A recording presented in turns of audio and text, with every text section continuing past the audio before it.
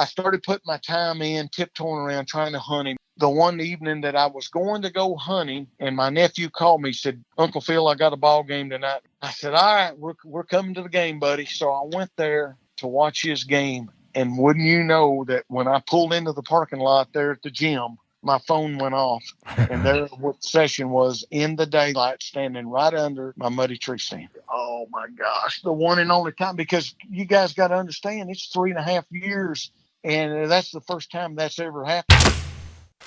Big Buck Registry's Deer Hunting Podcast, episode number 279. Phil Vanderpool, a buck named Obsession. Support for the Big Buck Registry and the Deer Hunt Podcast comes from Rackology. Everything you need in one bag. Now available at Rural King and Orslyn Farm and Home storefronts, or online at www.rackology.org.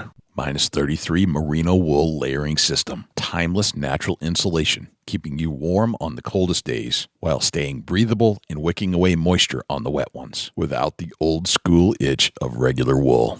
Grizzly Ears, the most advanced engineered wireless earbuds for the outdoors. Covert scouting cameras, remote cameras for hunting, wildlife, and security. Quiet Cat, the all-terrain electric bicycle. Visit quietcat.com. That's QUIETKAT.com and use the discount code BIGBUCK15 to secure 15% off your next Quiet Cat purchase. And Big Buck merch. You can get cool, high-quality Big Buck t-shirts, long-sleeve t-shirts, and hoodies. And show support for this podcast by visiting www.bigbuckregistry.com/MERCH.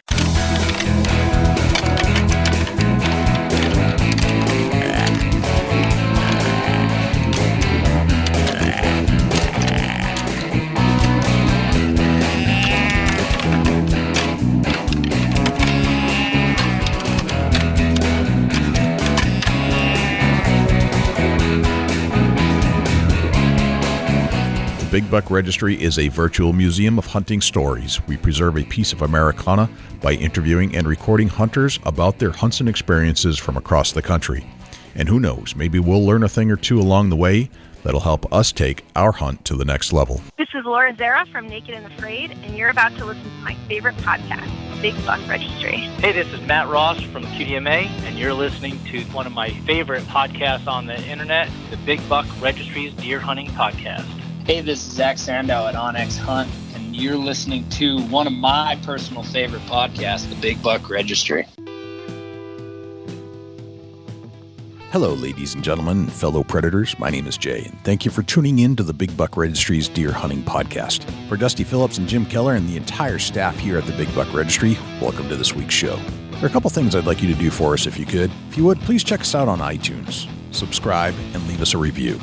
With your help, we're going to try and push this show up the iTunes charts. I know we have a lot of listeners out there, and I need you to take some action. I need you to leave a review and subscribe to the show. If you do subscribe, that'll give you access and notification each and every week that a new show is released. You can also access this show in its entirety on YouTube, Stitcher, TuneIn Radio, iHeartRadio, Spotify, Google Play, and as an Amazon Alexa skill. Go to Alexa and say, "Alexa, enable Big Buck Registry." It's all right there for you to access on demand at your fingertips. Regarding the harness program, we have an ample supply of harnesses to give away from our volunteer donors. If you're in need of a full-body harness, please send an email to jay@bigbuckregistry.com. When you need to hunt to survive, you learn how to hunt efficiently and effectively. Phil Vanderpool's hunting journey began in a similar fashion. Today, Phil is among the most recognized and respected personalities in the outdoor industry. Phil broke into the outdoor commercial world when he started filming his hunts using a VHS camcorder, and he's never looked back. We discuss Phil's upbringing, his tactics and strategies for hunting big bucks, and discuss in detail his near 4-year hunt for a monster buck he named Obsession. We'll get to our entire interview with Phil Vanderpool in just one moment, but before we do, let's hear from our friends at Rackology, -33 merino wool products, and Jim Keller with the deer news. Hey, it's Eric Fitzgerald here with Rackology. Wanted to visit you briefly about one of the most exciting products that we got in the market with Rackology. This is our food plot fertilizer. You can supplement your deer right through your food plot with this product. This is not your normal NPK. This has got so many goodies in this bag. Basically what it does is it makes your soil work for you so you can get by with just using fertilizer like this and not a lot of synthetics. If you want a good food plot and you want deer coming in and healthy plants, look at the food plot fertilizer through Rackology. Check us out at rackology.org. Thanks for tuning in. Let's talk about a hunter's layering system for a sec. We need to be ready for any weather that Mother Nature throws at us. With the layering concepts that Minus 33 has created with their incredible merino wool products, they've got you covered. The Minus 33's merino wool expedition weight garments will keep you warm on the coldest late season days while regulating and wicking away moisture in a way that only merino wool can do. You see, wool will absorb up to 30% of its weight in moisture without leaving you feeling wet or clammy, and wool insulates better than cotton or polyester and protects against hypothermia on those late season hunts. And here's another interesting point. You might not think of wool for early season, but with the Minus 33 wicking technology, I'll take a lightweight Minus 33 base layer any day in warm weather. Merino wool fibers naturally reject any bacteria found in moisture or sweat and gives you double protection against odor as your target buck approaches. Visit www.minus33.com to learn more about Minus 33's layering technology. Use the code BIGBUCK33 to get 10% off your next order. Now here's Jim Keller with the Deer News. Our first story this week. Secretary Bernhardt proposes increasing public access to hunting and fishing on 1.4 million acres nationwide. This story is from the Department of Interior website. Furthering the Trump administration's efforts to increase access to public lands, U.S. Secretary of the Interior David Bernhardt today announced from Ottawa National Wildlife Refuge in Oak Harbor, Ohio, a proposal for new or expanded hunting and fishing opportunities at 74 national wildlife refuges and 15 national fish hatcheries managed by the U.S. Fish and Wildlife Service across more than 1.4 million acres.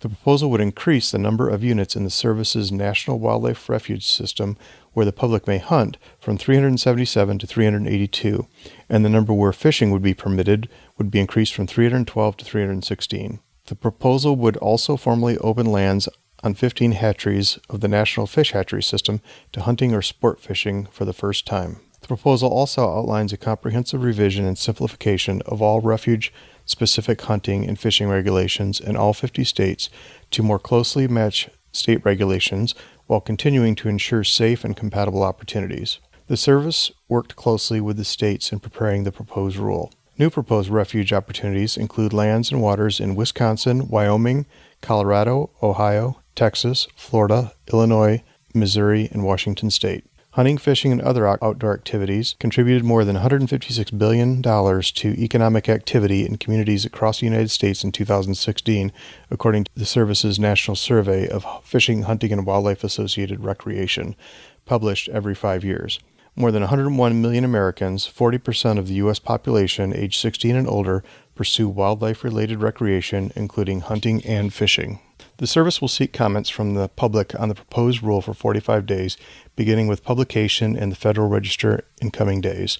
The notice will be available at www.regulations.gov, docket number FWS-HQ-NWRS-2019-0040, and will include details on how to submit your comments. The service intends to finalize the proposed changes in time for the upcoming 2019 and 2020 hunting seasons. A complete list of all refuges and hatcheries in the proposal is available in the proposed rule and online on the www.fws.gov website. Rare pitch black deer was just spotted in West Michigan. This story is from the Detroit Free Press website and was reported by Alina Sakon. A rare pitch black deer was recently spotted and photographed about 150 miles north of Grand Rapids. According to the Quality Deer Management Association, the black deer spotted is a rarity called a melanistic whitetail, and they're harder to spot than albino or piebald deer.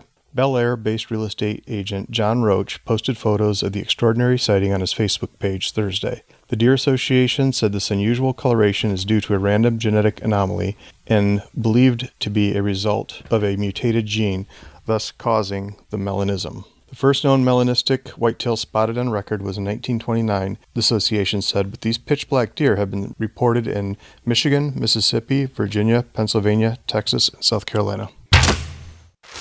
Are you putting yourself at risk for Lyme disease? This story is from the Fox News website and was reported by Susan Abram. With reported cases of tick-borne illnesses on the upswing across the nation, experts and specialists say the public needs to do more to avoid risks. A record number of cases of tick-borne diseases were reported by state and local health departments in 2017, according to the Centers for Disease Control and Prevention.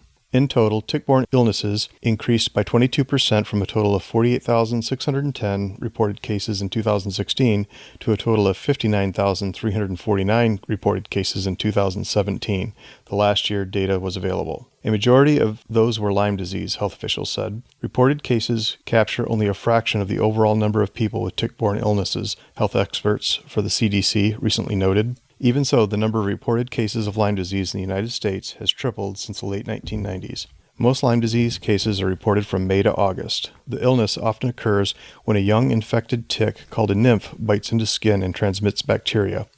The tiny arachnid prefers to attach itself to warm parts of the body, such as your groin, armpits, or scalp. Everyone from Connecticut to California, North Dakota to Texas needs to take precaution.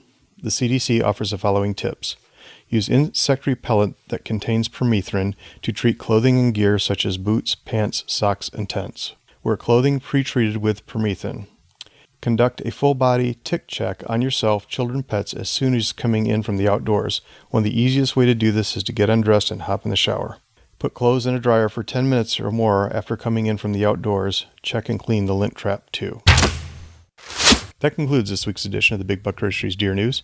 Special thanks to Daniel Applebaum and John Geis for leads on the stories this week. For links to the stories featured this week, please check our show notes at www.bigbuckregistry.com. If you have any ideas for future topics or have questions about any of these topics, please email me at jim@bigbuckregistry.com. For the Big Buck Registry, this is Jim Keller with the Deer News. Well, thanks to Jim Keller for the Deer News. Without further ado, here is Phil Vanderpool. Phil Vanderpool, welcome to the Big Buck Registry's Deer Hunting Podcast. How are you, my friend? I'm doing fantastic. How are you, Jay? I'm doing good. We should have done this a long time ago. I agree, buddy. I tell you, of course, these old crazy schedules we got sometimes prevent us, but no, it's good to be here, bud. So where are you hanging out these days, Phil? Well, since turkey season kind of finished up, I'm back here at my home here in northwest Arkansas. I live down here in Harrison, Arkansas. That's about 30 miles south of Branson, Missouri. If people are acquainted where Branson is, they usually know where that's at. But I'm right in the heart of the Ozarks here in God's country.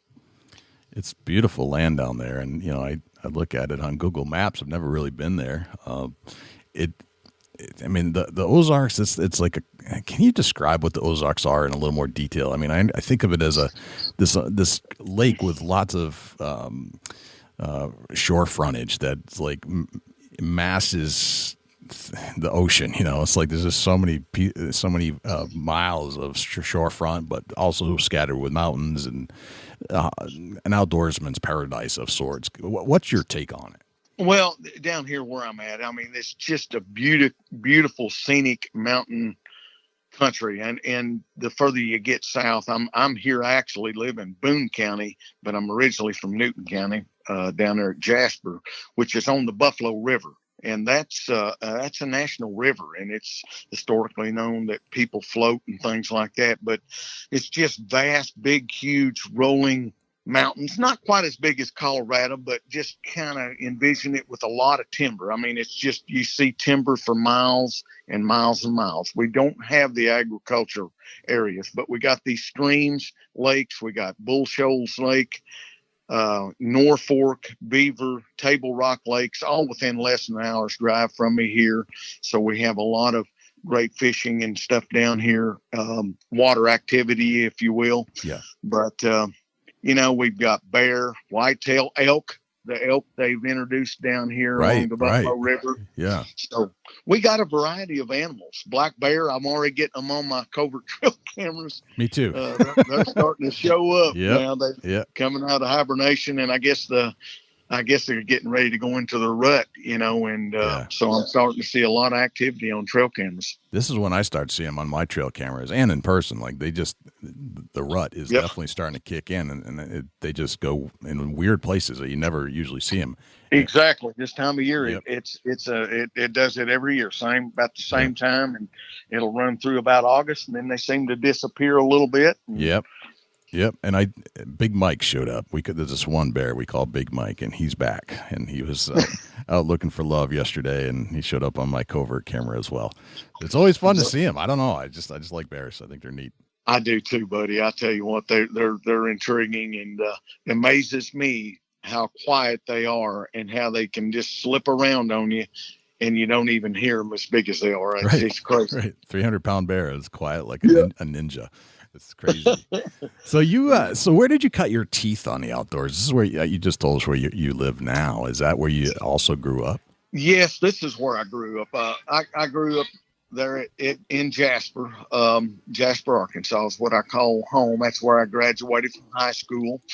And the crazy thing is, as a boy growing up, we done things as a family, with my dad, of course, being my hero, get me into hunting and stuff there. But we actually used to drive probably 40, 50 miles down into Johnson County and out there on Wheeler Point.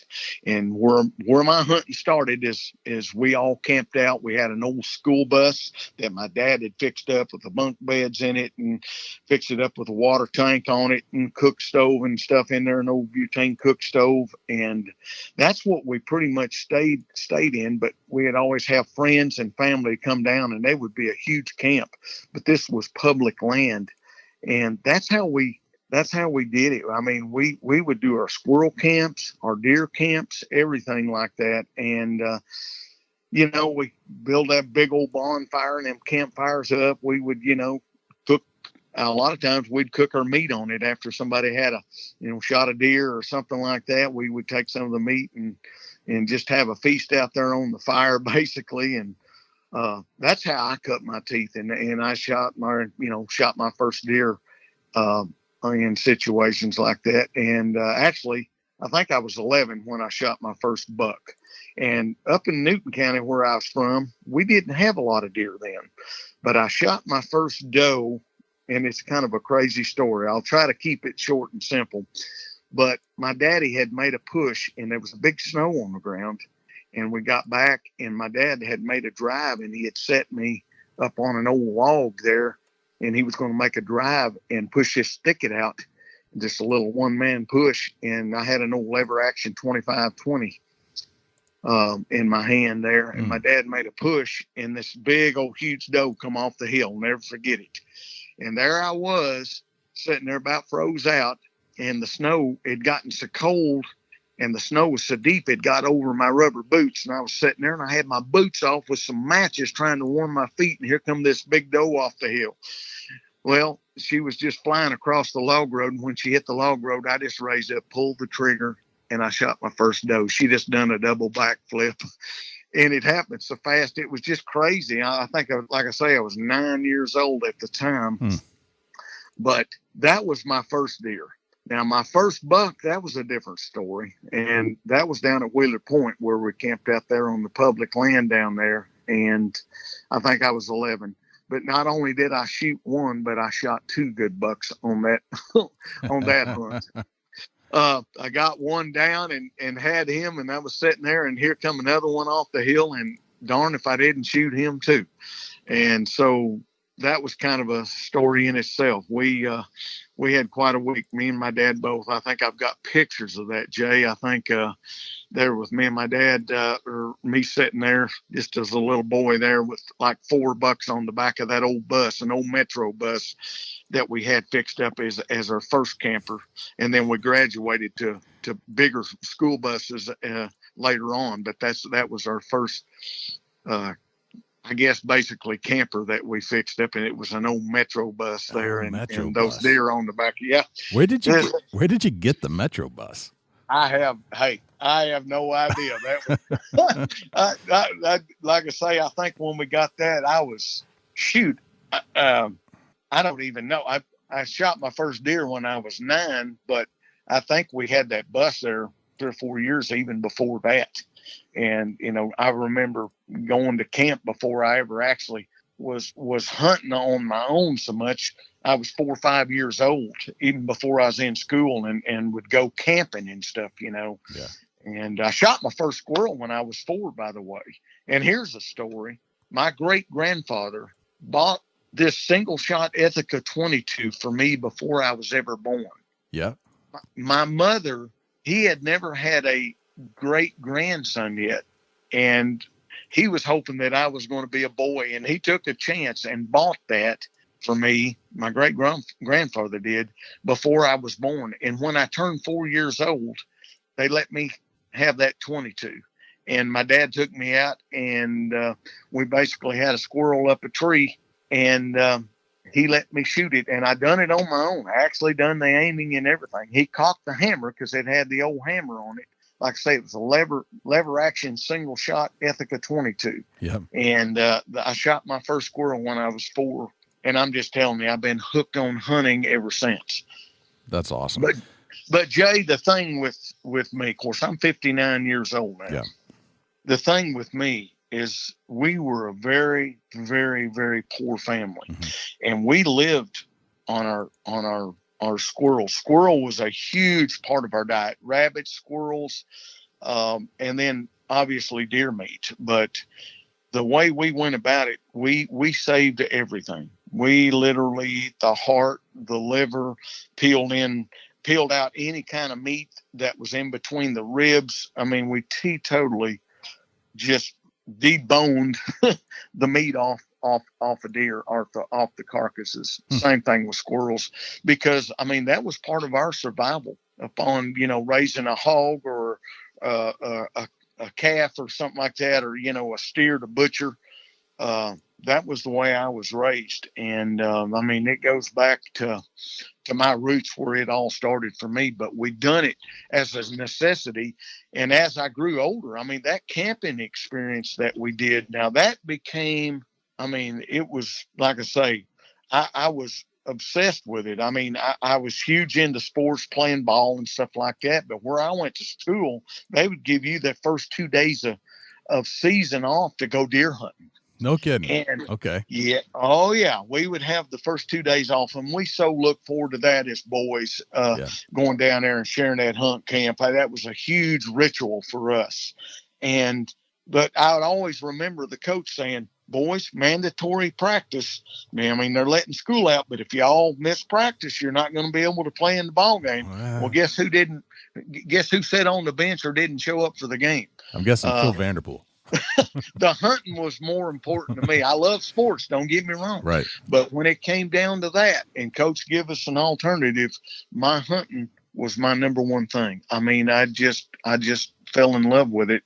And it was, and we were raised up running dogs.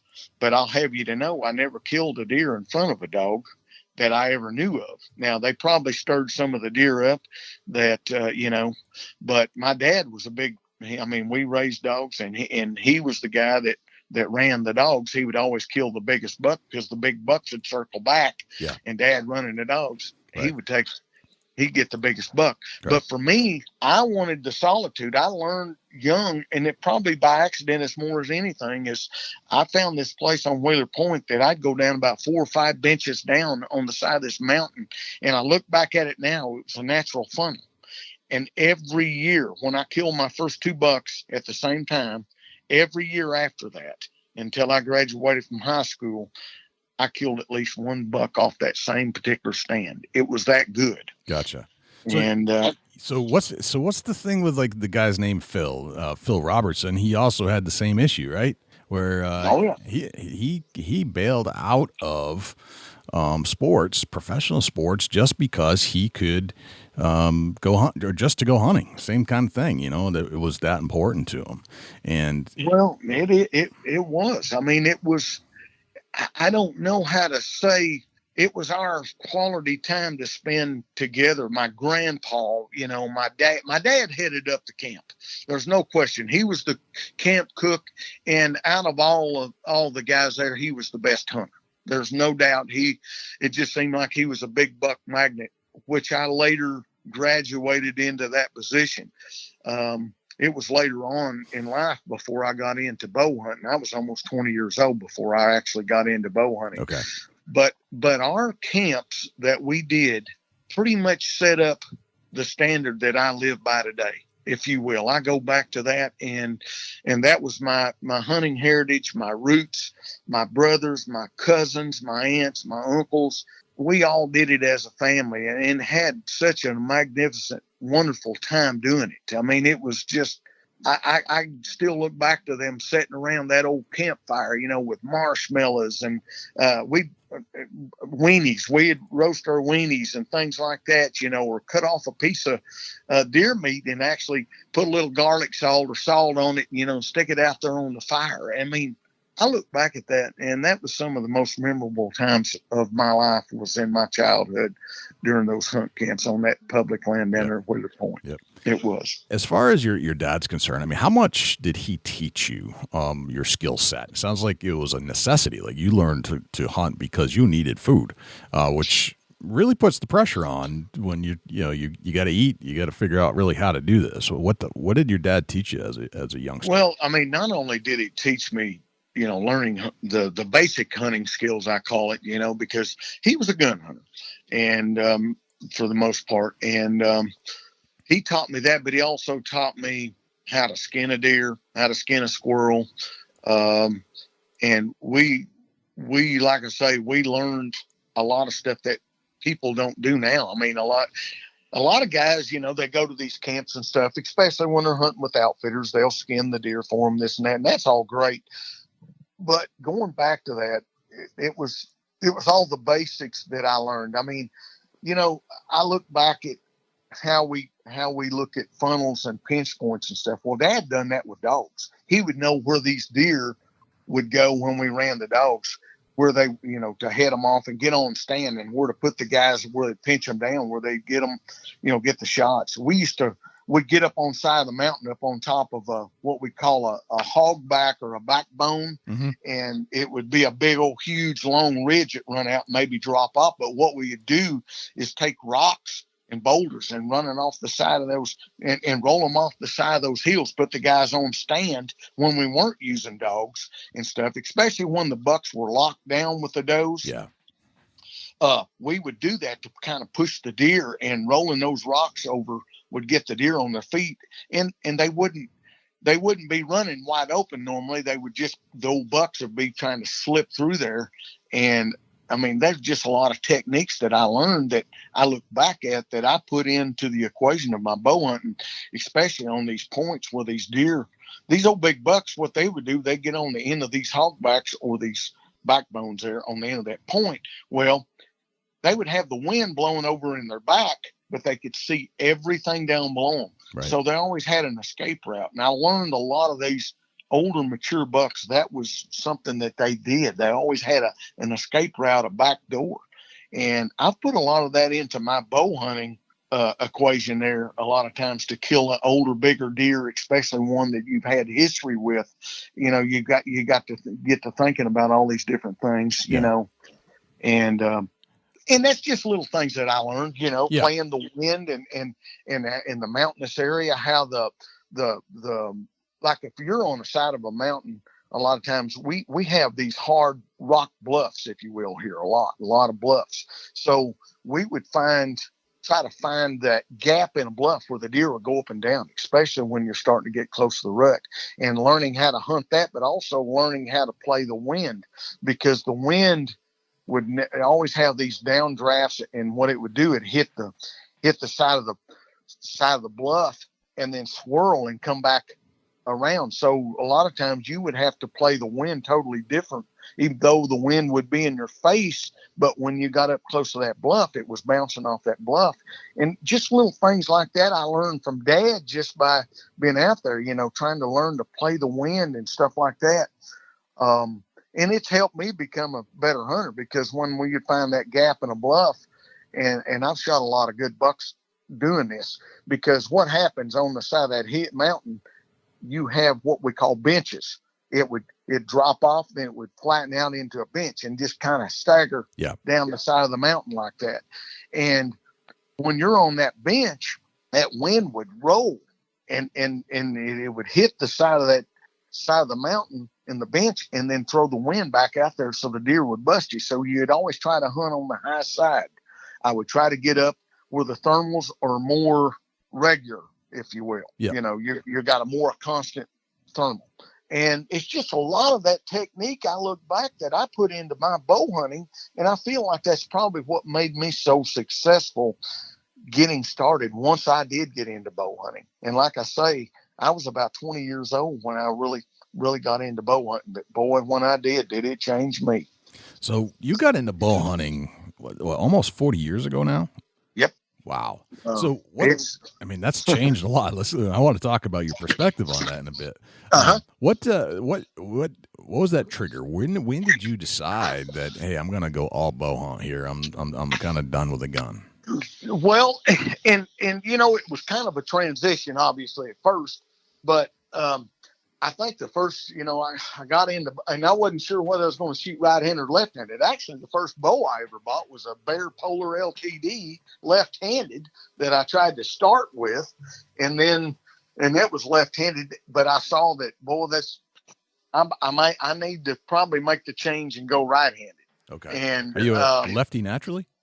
Well, I'm ambidextrous pretty much. Okay. I can pretty much do stuff about either way.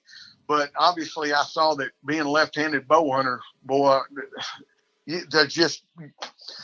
don't find near the equipment there to fit with being left-handed. You're limited when you're left-handed, being a bow hunter. And I respect these guys that, it's just harder to find stuff for left-handed guys. Is what it amounts to.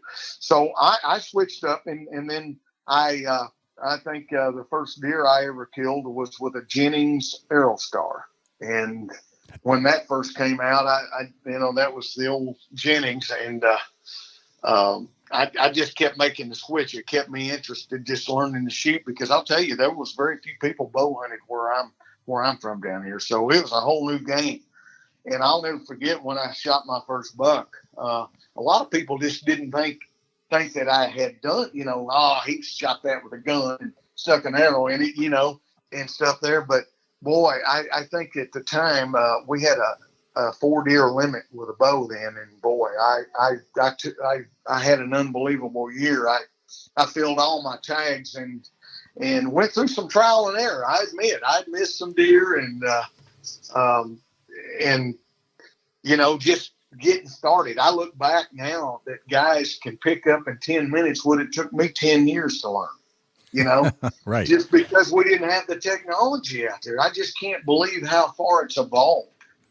It is astonishing. I want to go through a little trip down memory lane with your recollection of the bows and all the things that have come along, and what you think it's done for deer hunters in particular. So let's go back to your Jennings. I mean, tell me about that bow, and then let's kind of progress into the different bows you used, and what changed? Like, when was there a significant change to you? Well, for me starting out, of course, like I was telling you with the Polar LTD, and I think I had a Bear white. I kind of went through trying different bows that, that felt good. And I'll never forget when I went down there and bought this bow. I went down to Holt Sporting Goods. They had an archery shop there and stuff there. And I'll never forget what Mr. Harold Holt told me. He said, starting out there, he said, you see this? Now you can have an old Ford truck here, an old Chevy here, or you can have a Cadillac. And he said, this is the Cadillac. And he was referring to the Jennings Aerostar. Yeah.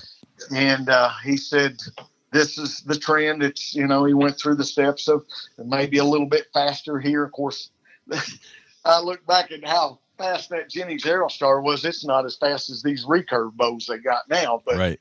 At the same time, that was what was in. It was the in thing.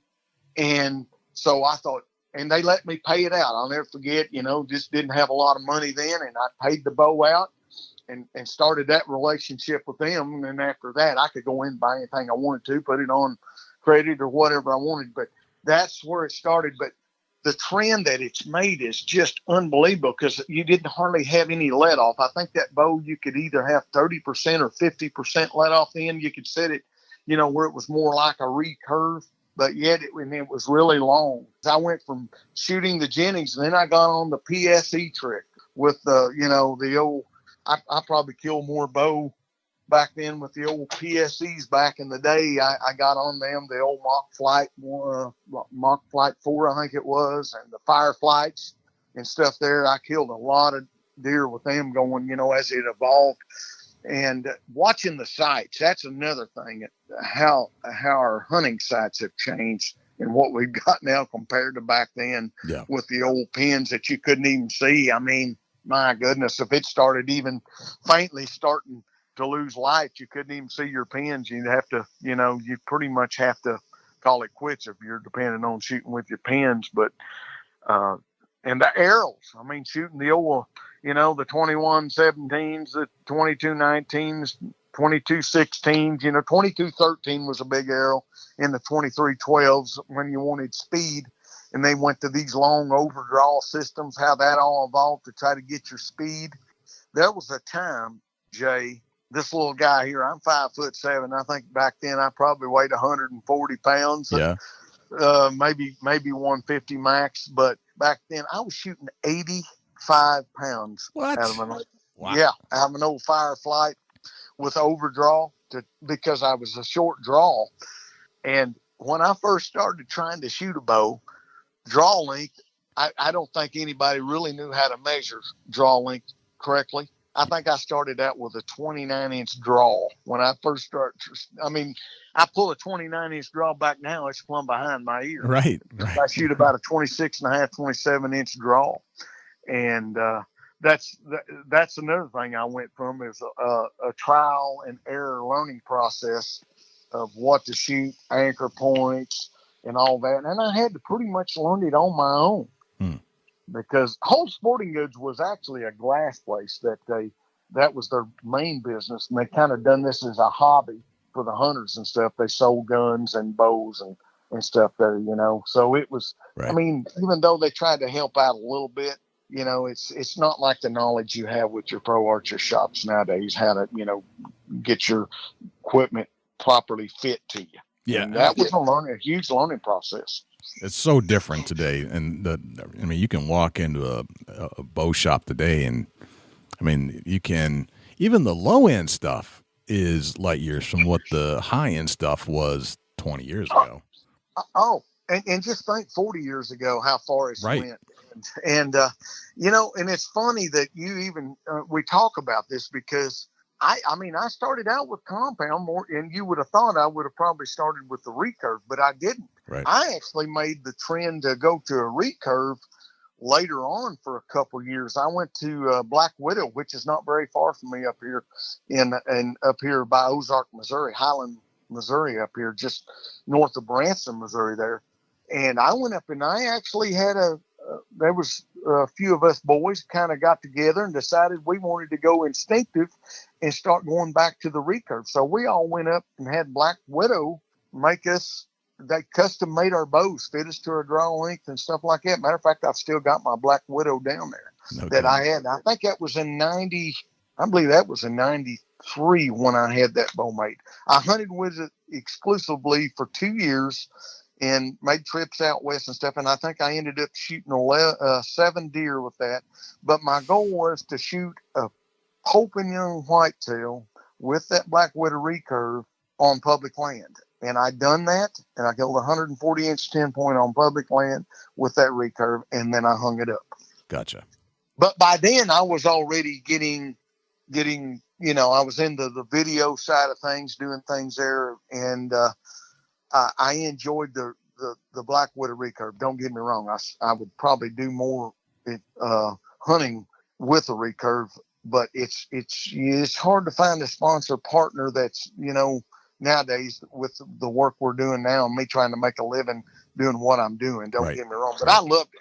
I have all the respect in the world for those guys that shoot longbows and recurves and do that. I'm telling you, there is nothing more gratifying or more satisfying with yourself, because when you shoot instinctive like that, you're doing, it's everything's on you. I mean, Right. plain and simple. Right. You're doing it all. You don't have any help from sites or range finders or anything like that we have nowadays. Right. I mean, it's And, so primitive and raw, and it kind of brings yes. you back to, hey, it's a stick and a string at the end of the day, right? With all Yes. this fancy stuff. It's really mind-boggling that, this technology, but it's also comforting somehow to know Yep. that, this is what our ancestors were using. And it did. It took me back, and I went, like I say, for about 2 years. I really got involved in that. But I was very successful once I got into bow hunting here. I pretty much had to learn everything on my own. I have to say that me and a buddy of mine, we kind of got into it together, and we hunted. Had a guy that went with me. Bless his heart, it seemed like I was the one that was always shooting the bucks, and we'd hunt the same stands and everything else.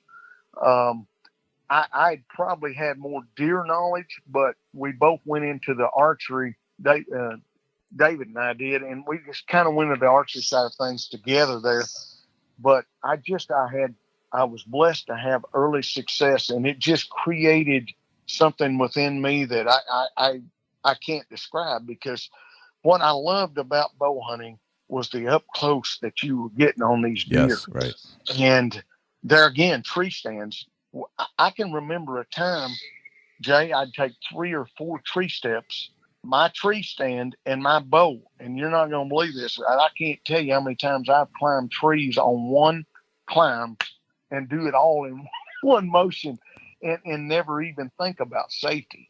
Oh, yeah. Yeah.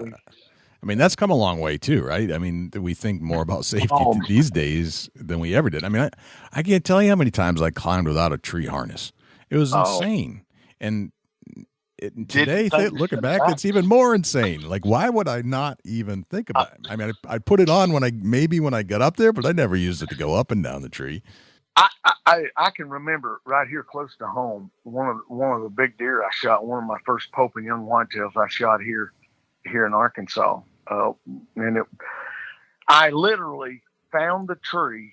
I didn't have any steps or anything. It had enough limbs on it that I got up there, and it had a perfect limb that I could sit on, and another limb below it that I could stand on. And I shot a gorgeous Pope and young whitetail. Rattled him up, grunted him in. Actually grunted him.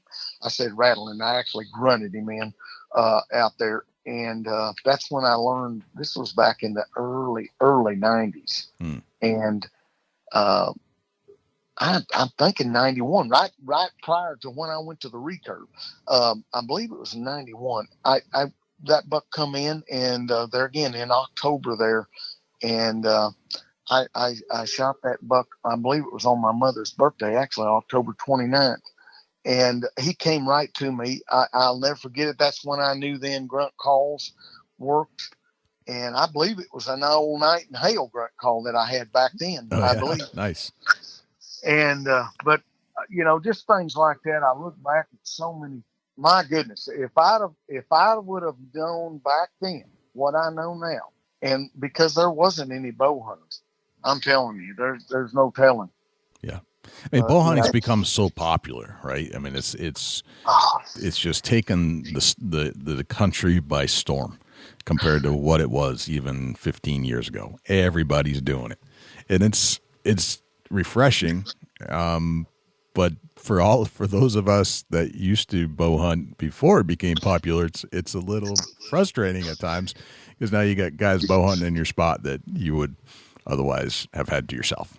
Yeah, and I like, a lot of folks ask me, I love to hunt public land. Yeah. I do. I really love to do it. Anymore, you're going to have to get off the beaten path.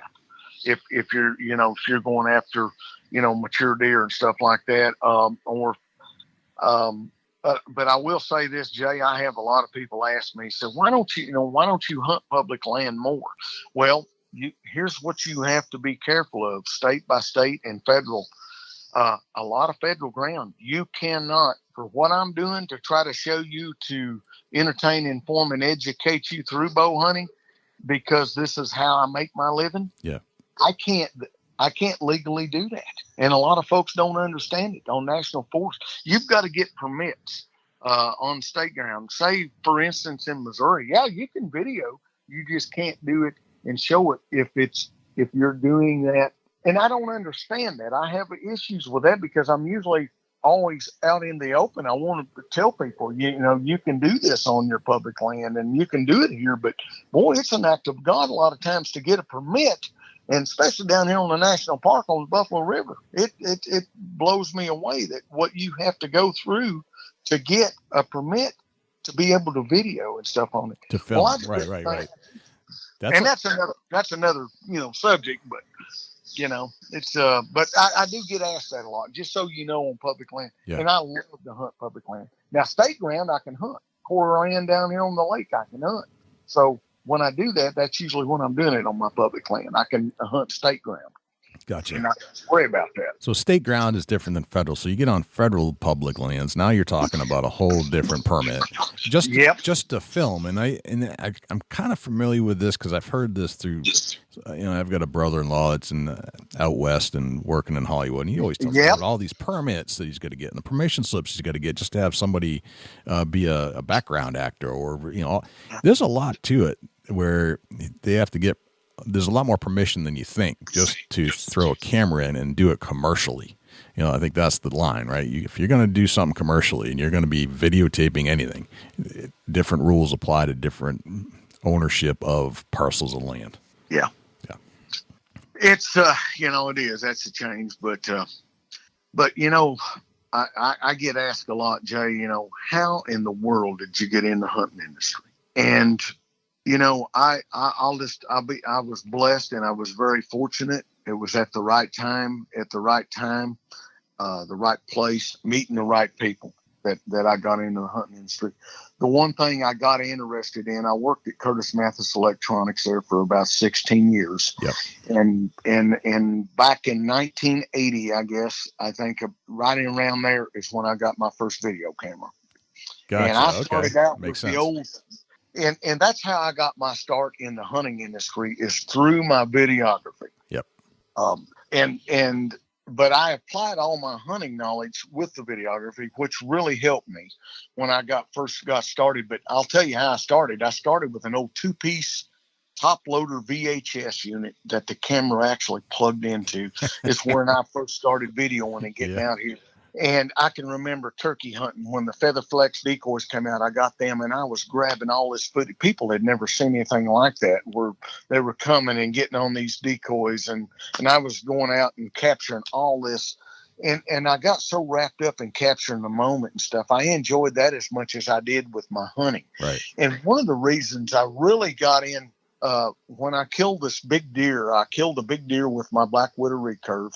And I'd been videoing for quite a while, but I was kind of a loner. I got to where I was doing a lot of stuff on my own because of the videography stuff, and people didn't really understand that then. There wasn't nobody out there doing that much. And I just spent a lot of time videoing stuff, and I started trying to video my hunts even and stuff, but it evolved into the VHS and the 8mm and the high 8mm and the SVHS and it made this huge, well, just like hunting and everything else has, just this huge turnaround, people getting more involved. But I was just trying to capture the moment for myself, and my idea was to show people things that they had never seen before. Gotcha. And being able to show them, and doing that through both hunting and, obviously, but going back to that, big deer I killed over on public land. I shot this big buck, and I had a guy went to the game wardens, and he told them, this guy, I've been watching this buck. That buck he posted they done a big write-up in the paper. I'd killed it with my black widow recurve, and the guys from the newspaper had heard about it, and they came to me, and I'd done an article, and this guy said I'd shot his deer or something, shot it with a 22 Magnum and spotlighted it. Well, it just so happened that I killed this buck on public land, and where I was at, I shot him over in the Black River Bottoms, which is not really close to me. It's over in eastern Arkansas. Mm-hmm. I was hunting with a good buddy of mine over there, and I'd shot it in the Black River Bottoms, and it just so happened that the water was getting up, and once it gets up so high, they shut it off back there. Well, when we got back, we had to take the boat and come back across the slough there to get back over to where we were getting on dry land. Well, there was a game warden waiting on me. Well, okay. Long story short, he tagged the deer for me and all that. And that happened to be my saving grace, because the guy that had accused me of shooting this big deer that he had been watching, well, I'm 4 hours away from there. And this game warden, so when the game wardens come to talk to me about this down there, this lady game warden, she came and stuff, and I told her, I said, you need to contact this guy here, and he'll tell you. And the game warden, he went by the nickname of Tiny. So long story short, I got out of that ordeal, and, everything was legit. But you kind of had to, people just didn't understand. They didn't think you could kill a big deer with a bow. I think was a lot of, you had to be doing it illegal. Right. Right. And so I went through that. That was an ordeal. Of course, that was all proved to be negative BS, if you will. Yep. And thank goodness that, everything worked out on that. But then I got in the hunting industry, and I met Steve and Mitch, just briefly to kind of give you a rundown. I met Steve Snow, Mitch Hagan at the time it was the Horn Inn. Now it's Little River Inn in Leon, Iowa. Okay. I had killed a big deer and won the Arkansas Big Buck Classic both in 90 and 91 in the archery division. That was the change of me. I killed my first Pope and Young whitetail in 1990. Then in 91, I killed another big one. I actually killed two in 91, killed two really nice Pope and Young whitetails. And that started my hunting career. That's what got me trophy hunting. And I shot that deer, I was telling you, in 1990, right below my house here. I saw him back in June 19th.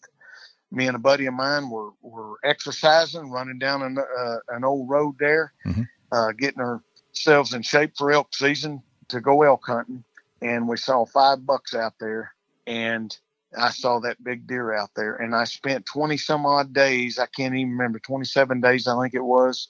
And I finally arrowed my first Pope and Young whitetail. I'd shot a lot of whitetails, but not a true hunt. This was 148 inch typical and netted 146 and 4/8. That's the one I won the Arkansas Big Buck Classic with in 1990. Had to take polygraph tests, everything. Really? And then in 1991, you still do too, by the way. In 91, I won it again on another big deer that I shot. So, and then in 90, then that one I shot with my recurve that I was telling you about on public land, that was first runner up. I can't remember, 94, I believe it was. So anyway, that kind of started this whole tradition. Now it was time when Iowa decided to allow non-resident hunters. That's when I got in on that up there. And for my first time, I went up there, and that's where I met Miles Keller. Yep. Steve Snow and Mitch Hagan, and we became buddies. I'll make a short story. This was, we put out and produced a video on VHS called Pure Adrenaline and Pure Adrenaline 2. And we met as buddies up there, became friends. We went all out. I spent several $1,000s getting myself rigged up with the right professional video equipment to do it with. And I started videoing hunts, videoing some of my own stuff, videoing those guys. And I met a guy by the name of Terry Verbal, who made the connection with Hunter Specialties for us. Yeah. And that's where my career started. I started videoing hunts for Hunter Specials, the HS Strut, primetime videos. And I actually became in charge of all that. And that was about, well, you remember, I mean, there was Rick White and Alex Rutledge and Eddie Salter and Matt McBeth, Stan Potts, Greg Miller. Big names in the industry. And these guys were all there. Pat Reeve, he pretty much, when I started, he was kind of heading up the video production of the field production side of things. And Pat and I became really good friends, and him and I ran quite a bit together. And I learned a lot of techniques from Pat, to be honest with you. I hope he learned a few things from me, but I did learn a few camera tricks from him. And then, Pat went out on his own Well, that left the door open for me to become the head videographer in charge of all the camera equipment, video equipment for hunter specialties. Gotcha. And I got to do that for 16 years with those guys, basically, I think, give or take there. And then they got bought out by a corporation, Hunter Specialties did. And so that gave all of us pro staff, they didn't want to continue the video side of things on the video, doing the shows and stuff. So I gave all the national pro staff guys, all of us, a chance to go out on our own. And I have been truly blessed to be able to make a living doing this. And when I started out behind the camera and stuff there, I got my true blessing up there. And I shot it on Steve Snow's place. When I shot the double drop time, that changed my life. That was back then you didn't hear of 200-inch deer being shot on video. Right. But when I shot that deer on primetime Bucks 11, that changed my life forever. That's when they wanted me more in front of the camera then, even though I was still hunting. But that gave me the notoriety as being, and I shot like 3 big animals that fall all on video for HS. And from there, even though I'd get to do a hunt here or there and stuff there, but when I shot that double drop time, it made history. That deer was, obviously having double drops, but shooting that big deer again on my mother's birthday, which is October the 29th. And I shot it on Sunday. And of course, anybody that knows me knows that I give God all the glory on anything that I do. That signature buck changed my life. And then after that, I was known as probably their premier bow hunter there at the time. And after that, I was shooting big deer on camera and got to hunt more. I was doing both. I was the kind of guy, Eddie Salter told me once, he said, man, you are the guy who wears both hats. You hunt in front of the camera and you hunt behind the camera too. And I was truly blessed and been able to make a career with them. And then I stepped out and, now I have the Virtue, which I am the owner host of the Virtue, and been truly blessed. I work with Realtree, real close, and they use a lot of our stuff that I do on monster bucks. And I work with the Outdoor Group. It's my title sponsor partner, the Elite Bows and Slick Trick Broadheads and stuff there. Gotcha. Last year, though, I guess, as a signature buck, the double drop time, don't get me wrong, that started the whole trend.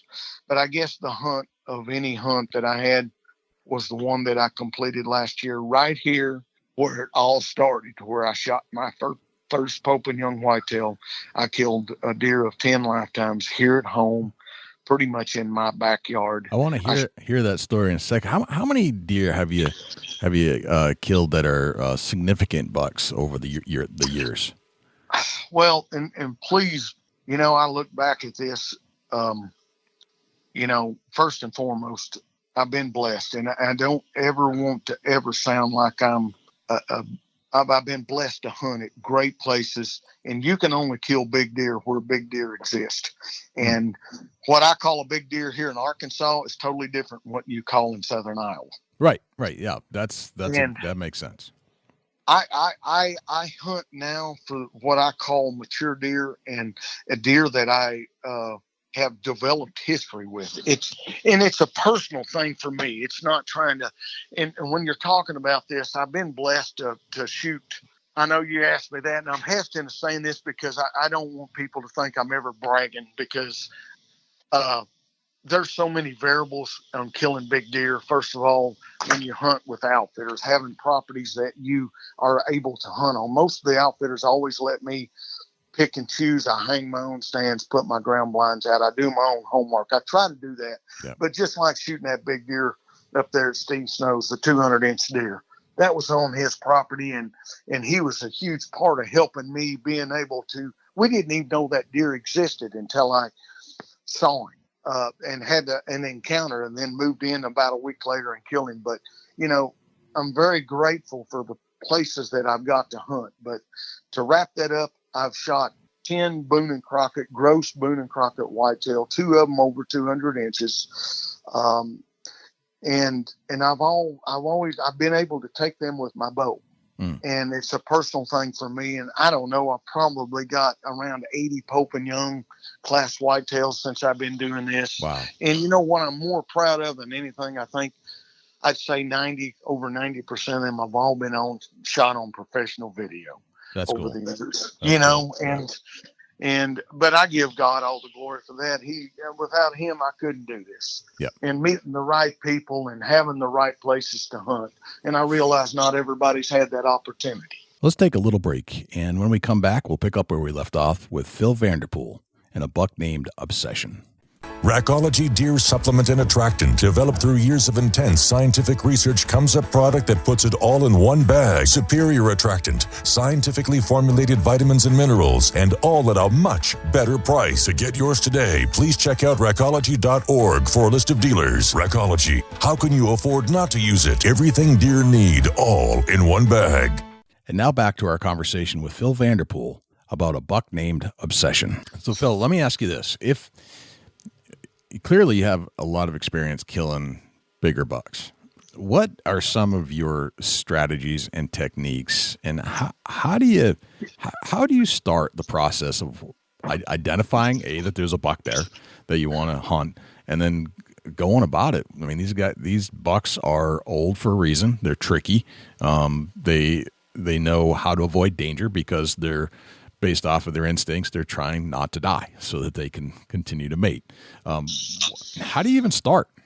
Well, nowadays, in this day and time, guys have got it pretty easy, because let's face it, you have Onyx maps or Scout Look, things like that you can go by to figure out your properties a whole lot easier. You have range finders, but you have, what's changed me probably as much or more than anything is trail cameras. Okay. And when Covert come out with their cell cameras, years ago, I started getting cell cameras. Dude, I'm just going to tell you right now, it has changed me. I run these cameras. They let you know the times and dates, what's there and everything. And it has really helped me to evolve. But I mean, going into a strategy, if you're going into a place, I still feel I'm still old school about this. And don't get me wrong, I love Onyx, I love Scout Look, and all these different variations that can help you with your properties. Don't get me wrong, but I still go in firsthand. I want to see what I'm looking at, because a lot of times what I think is there on that map may not be quite what it looks like when you get there. Okay. And I'm a little old school about that, but I still use that technology. Don't get me wrong.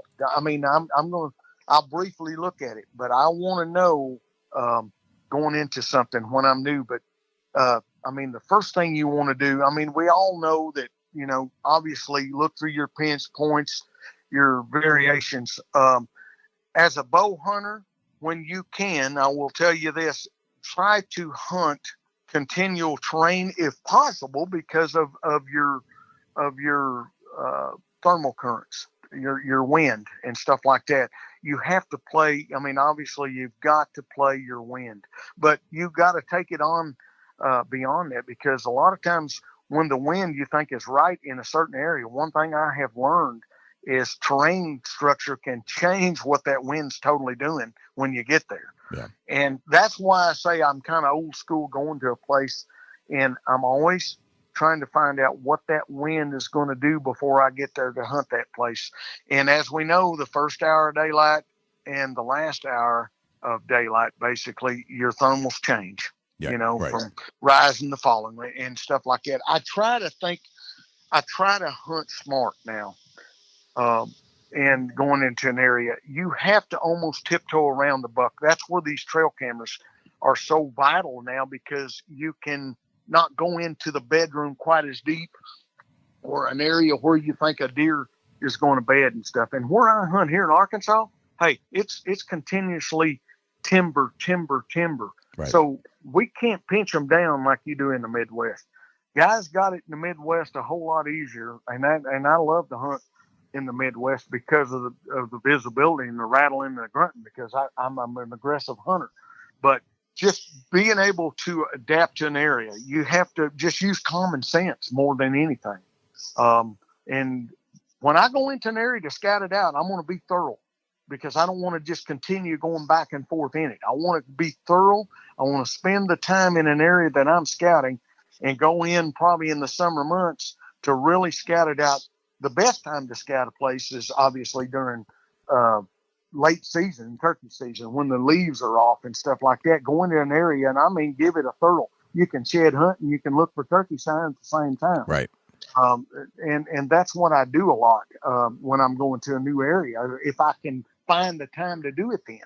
Sometimes you can't, but if I have to go into the summertime, I'm going in. Take some scouting cameras and stuff, and these are where these cell cameras have just helped me so much, because I don't have to continually go in and out of an area leaving human scent. Big deer will not tolerate it now, I'm telling you. They just, an older mature deer, and remember this, the older the buck is, the smaller his core area is going to become. It's just like when we get older, 70, 80 years old, just look at it with grandma and grandpa. They don't get out and travel as much. They don't get out. They spend more time in their home area where they're secure. They got food, cover, and water. And that's what big deer do. That's about the best analogy I think I've ever heard. I mean, think about your grandmother and grandfather. They don't go very far. That's great. I mean, honestly, as we get older, that big deer, same thing. And that's how, I mean, and I may be jumping the gun on you here, but I'm telling you, it's how I killed this big deer at home that I had all these years of history in, that has beat me every direction that I could be beaten. And that's basically, I have to say, if I had to say two things that helped me kill it, first of all, is putting in a food plot, which most people don't have food plots down there where I'm at. And it don't have to be the best food plot in the world to get these deer to use it. It just has to, I mean, food, if you can get any kind of variety of food in where a deer likes to be, that, I think that's another thing. Just because one likes corn, one likes acorns, one likes this, it's just like me and you. We can't eat steak every day. Right.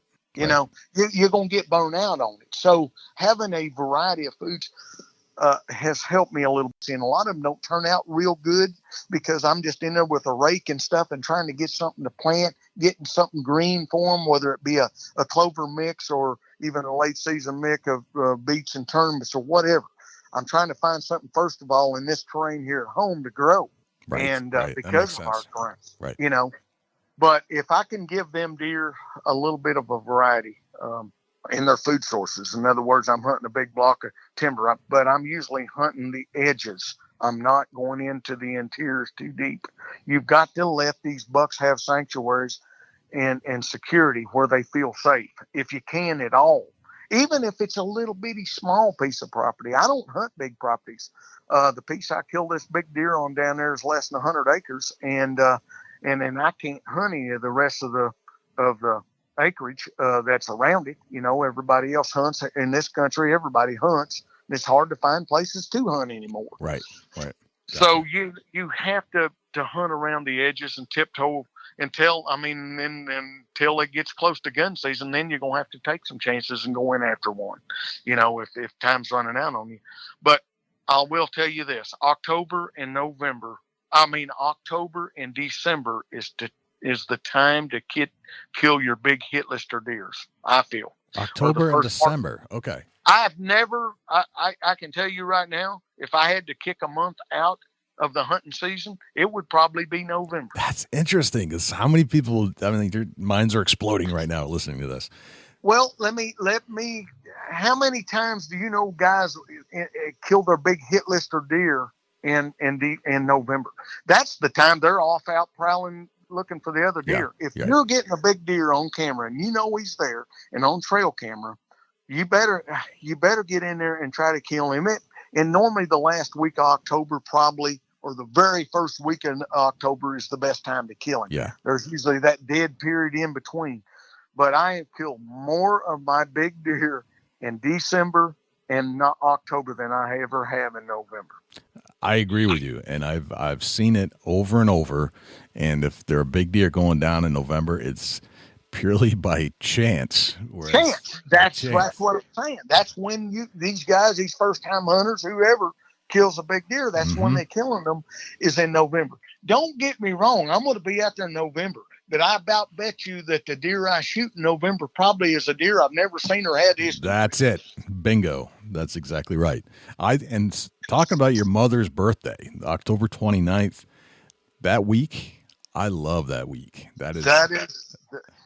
You can pretty much expect me from about October, especially if I get a weather change. I'm telling you, from October 20th to we'll say the first few days of November, because usually a lot of times they're in lockdown by the time you get much past the first week of November. Yep. I'd say up to about 7th or 8th of November, right in there from about the 20th of October. I'd encourage guys to hunt as much as you can, especially if you're seeing a weather change of any kind. Your weather controls deer more than any other thing. And if I had to tell somebody something, if I see a weather front coming in, a cold front, I want to be there before and after. And another thing, guys, if it's been raining for a long period of time and it's been raining, be in that stand. I'm not talking about an hour and a half, 2 hours after it quits raining. I'm talking about if you can be in that stand 5 to 10 minutes after. I sit in my vehicle a lot of times and just waiting on the weather I'm looking on my weather map to see when, they're trying to tell me that front's going to move out. I'm going to be in that stand, because deer have got to get up and shake off. They'll get up and want to eat. They want to shake off and move around. You've got to be in that stand. So take that in consideration anytime you have that. Prepare for it. Prepare ahead of time. Yeah. Don't wait, on stuff like that. It is astonishing how many deer you see when the storm ends, isn't it? It's just it's unreal. Yep. Barometric pressure, I watch that and stuff a lot. There's the fronts moving in. High pressure is always those bluebird sunny days. I love those days. That's the days I usually will have success. But at the same time, I'm a kind of guy, I'm going to be out there regardless. I'm the last guy to go to bed and the first guy to get up in the morning. Yeah. But it's not a competition with the other hunters out there. The competition is within me. Right. That makes sense. So Phil, let's go to the story that you're going to tell. The one that I think this is this last season, one of your epic tales, epic hunts in your mind about whatever happened. Where are we going on that hunt? Well, okay. This right here is in my backyard, basically, right here at home. And this is a buck that I nicknamed Obsession. It actually started in 2015. I had 2 trail camera pictures, of which I don't have anymore because it was on an old computer and they crashed. A buck that I got in late season. I got 2, of course, they were nighttime photos of pictures of this big, huge 8-point frame buck. And, I thought, man, that's a good deer. Well, coming into 2016, I never had any more prior history of him in 2016, other than I had a friend later on in 2016. We got 1 trail camera picture of him. And from where that trail camera picture and where I'd got it in 2015 is probably, I don't think it's a mile apart. So I thought, God, this deer is something else. This buck Obsession, 2016 going into 2017, I had the 1 trail camera picture in 2016. I didn't know if somebody killed the deer. It seemed like he fell off the face of the earth and wasn't going to get any more trail camera pictures. Come into 2017, I went down to this property that where I killed my first Pope and young whitetail. And I put a bunch of trail cameras out down there, which is about, I'm just going to make a long story short again, about 3 miles probably from where I got that trail camera picture in 2015. Okay. I put some cameras out down there because during turkey season, I saw 2 bucks. And I hadn't hunted the property in quite some time because the landowner had actually let a couple of the guys hunt in there some. And it just seemed like we're they were shooting everything they could see, and I was a little more about management, trying to take care of the deer a little better as far as that goes. But I kind of quit hunting the property. But during turkey season, I was driving through there, and I saw 2 bucks, and one of them, this was in April, and he already had big, huge knobs on his head. And I thought, boy, I hadn't been back in here in a while, and I'd had a tree stand stolen off the property back there a few years before that. And so I thought, I haven't been back there in a while. I'm going to go back in there. Of course, I double checked to make sure I still had permission, and obviously I did. So I went in there, and I hung these trail cameras up. Well, I didn't check the cameras until I went back in there, and I guess it was in August. And I'd hung one up, and I'd put it in video mode. And lo and behold, I got this gigantic 8-point, which I knew as soon as I seen it, I thought, that's that same buck. And that's that same buck from 2015 and 2016. That's obsession.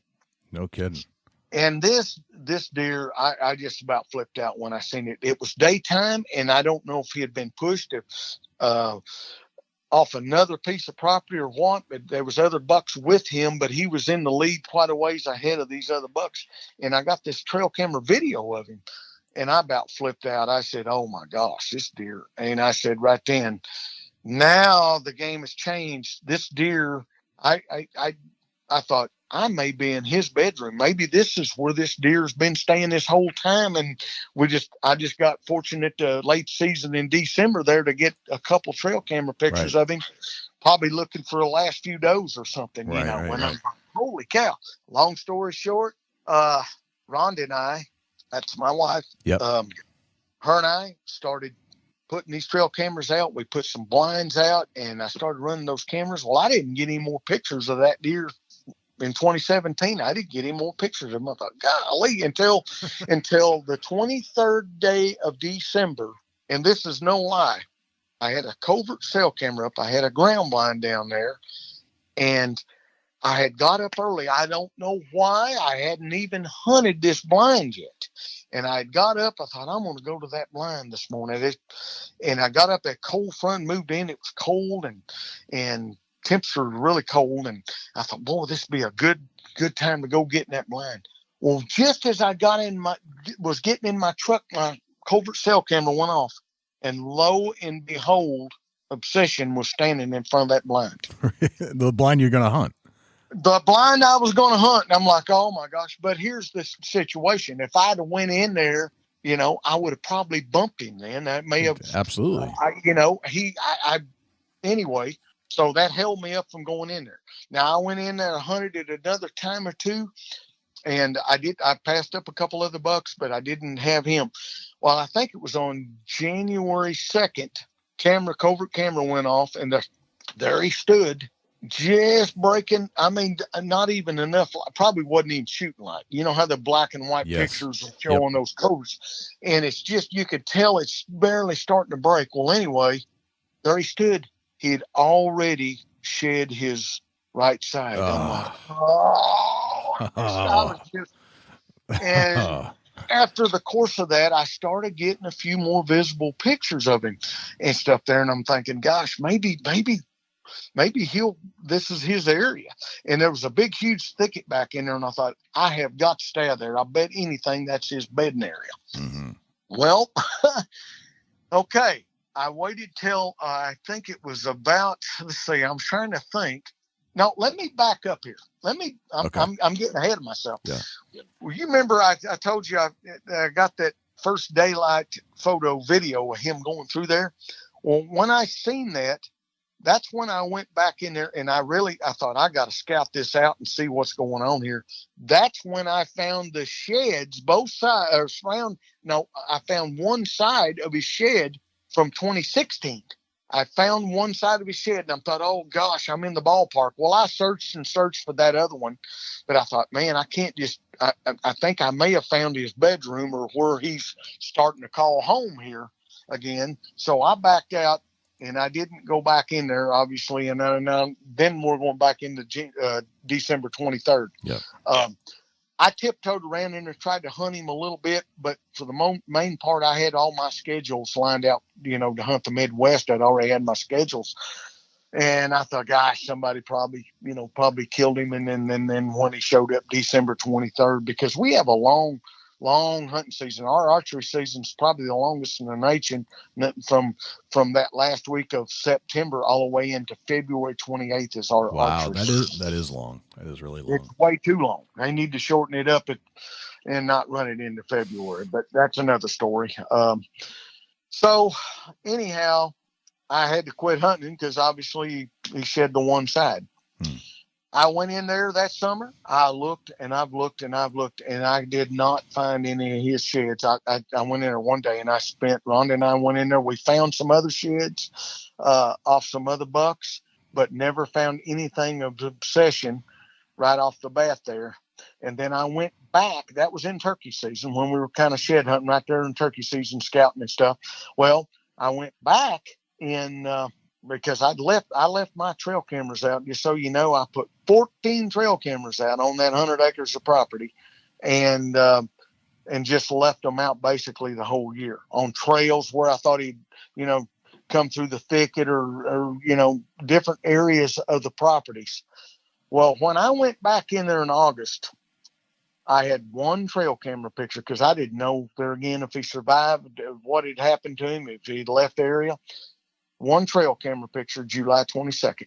And there he was just walking through real fast. I don't know there again if it's something, if it'd been jumped up or what had happened, but I got one trail camera. Well, that let me know that he was still alive. That was July 22nd.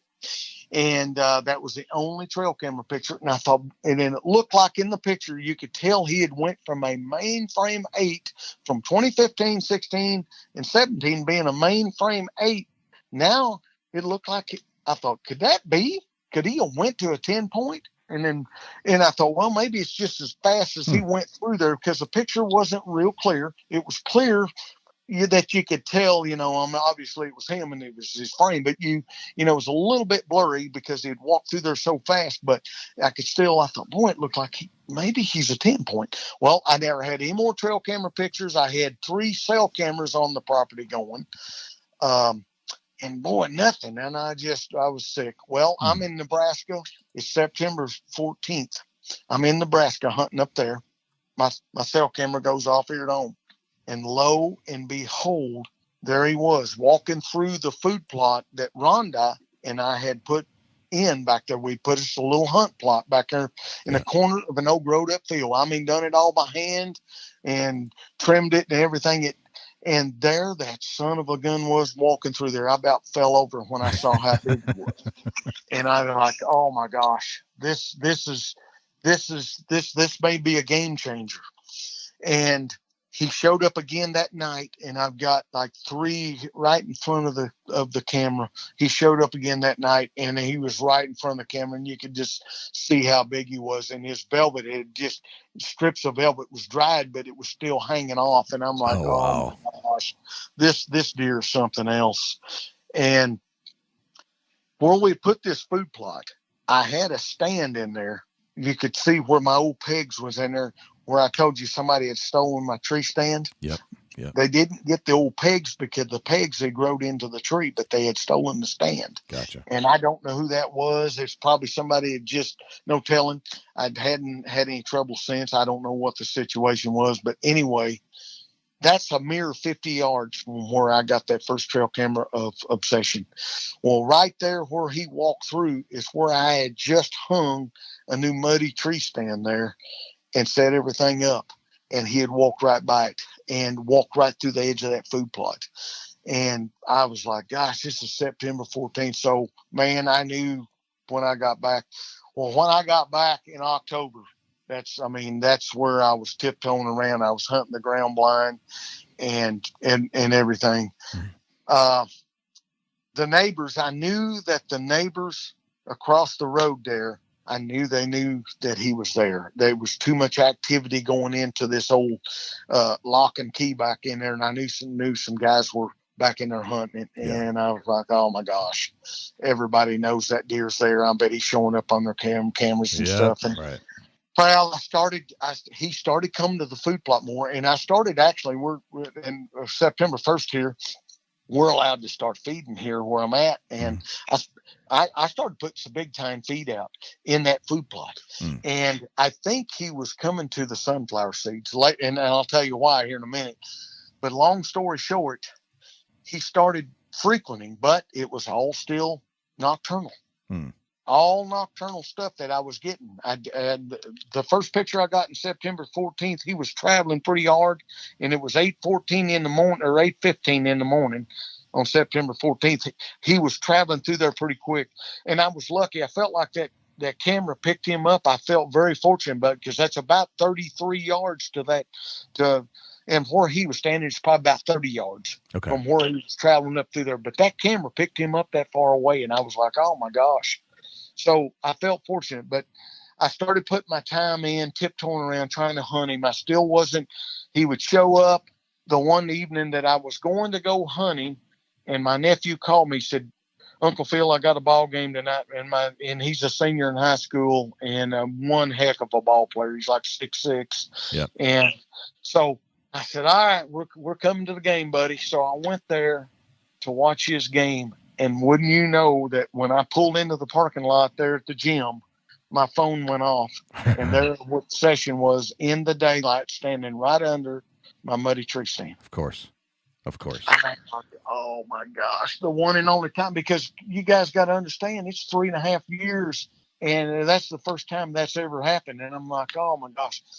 I started putting my time in, but muzzleloader season was getting close. We opened up, and I'm shortening it up here for y'all, but I was wanting Rhonda to hunt him as well as I do. And she said, nope.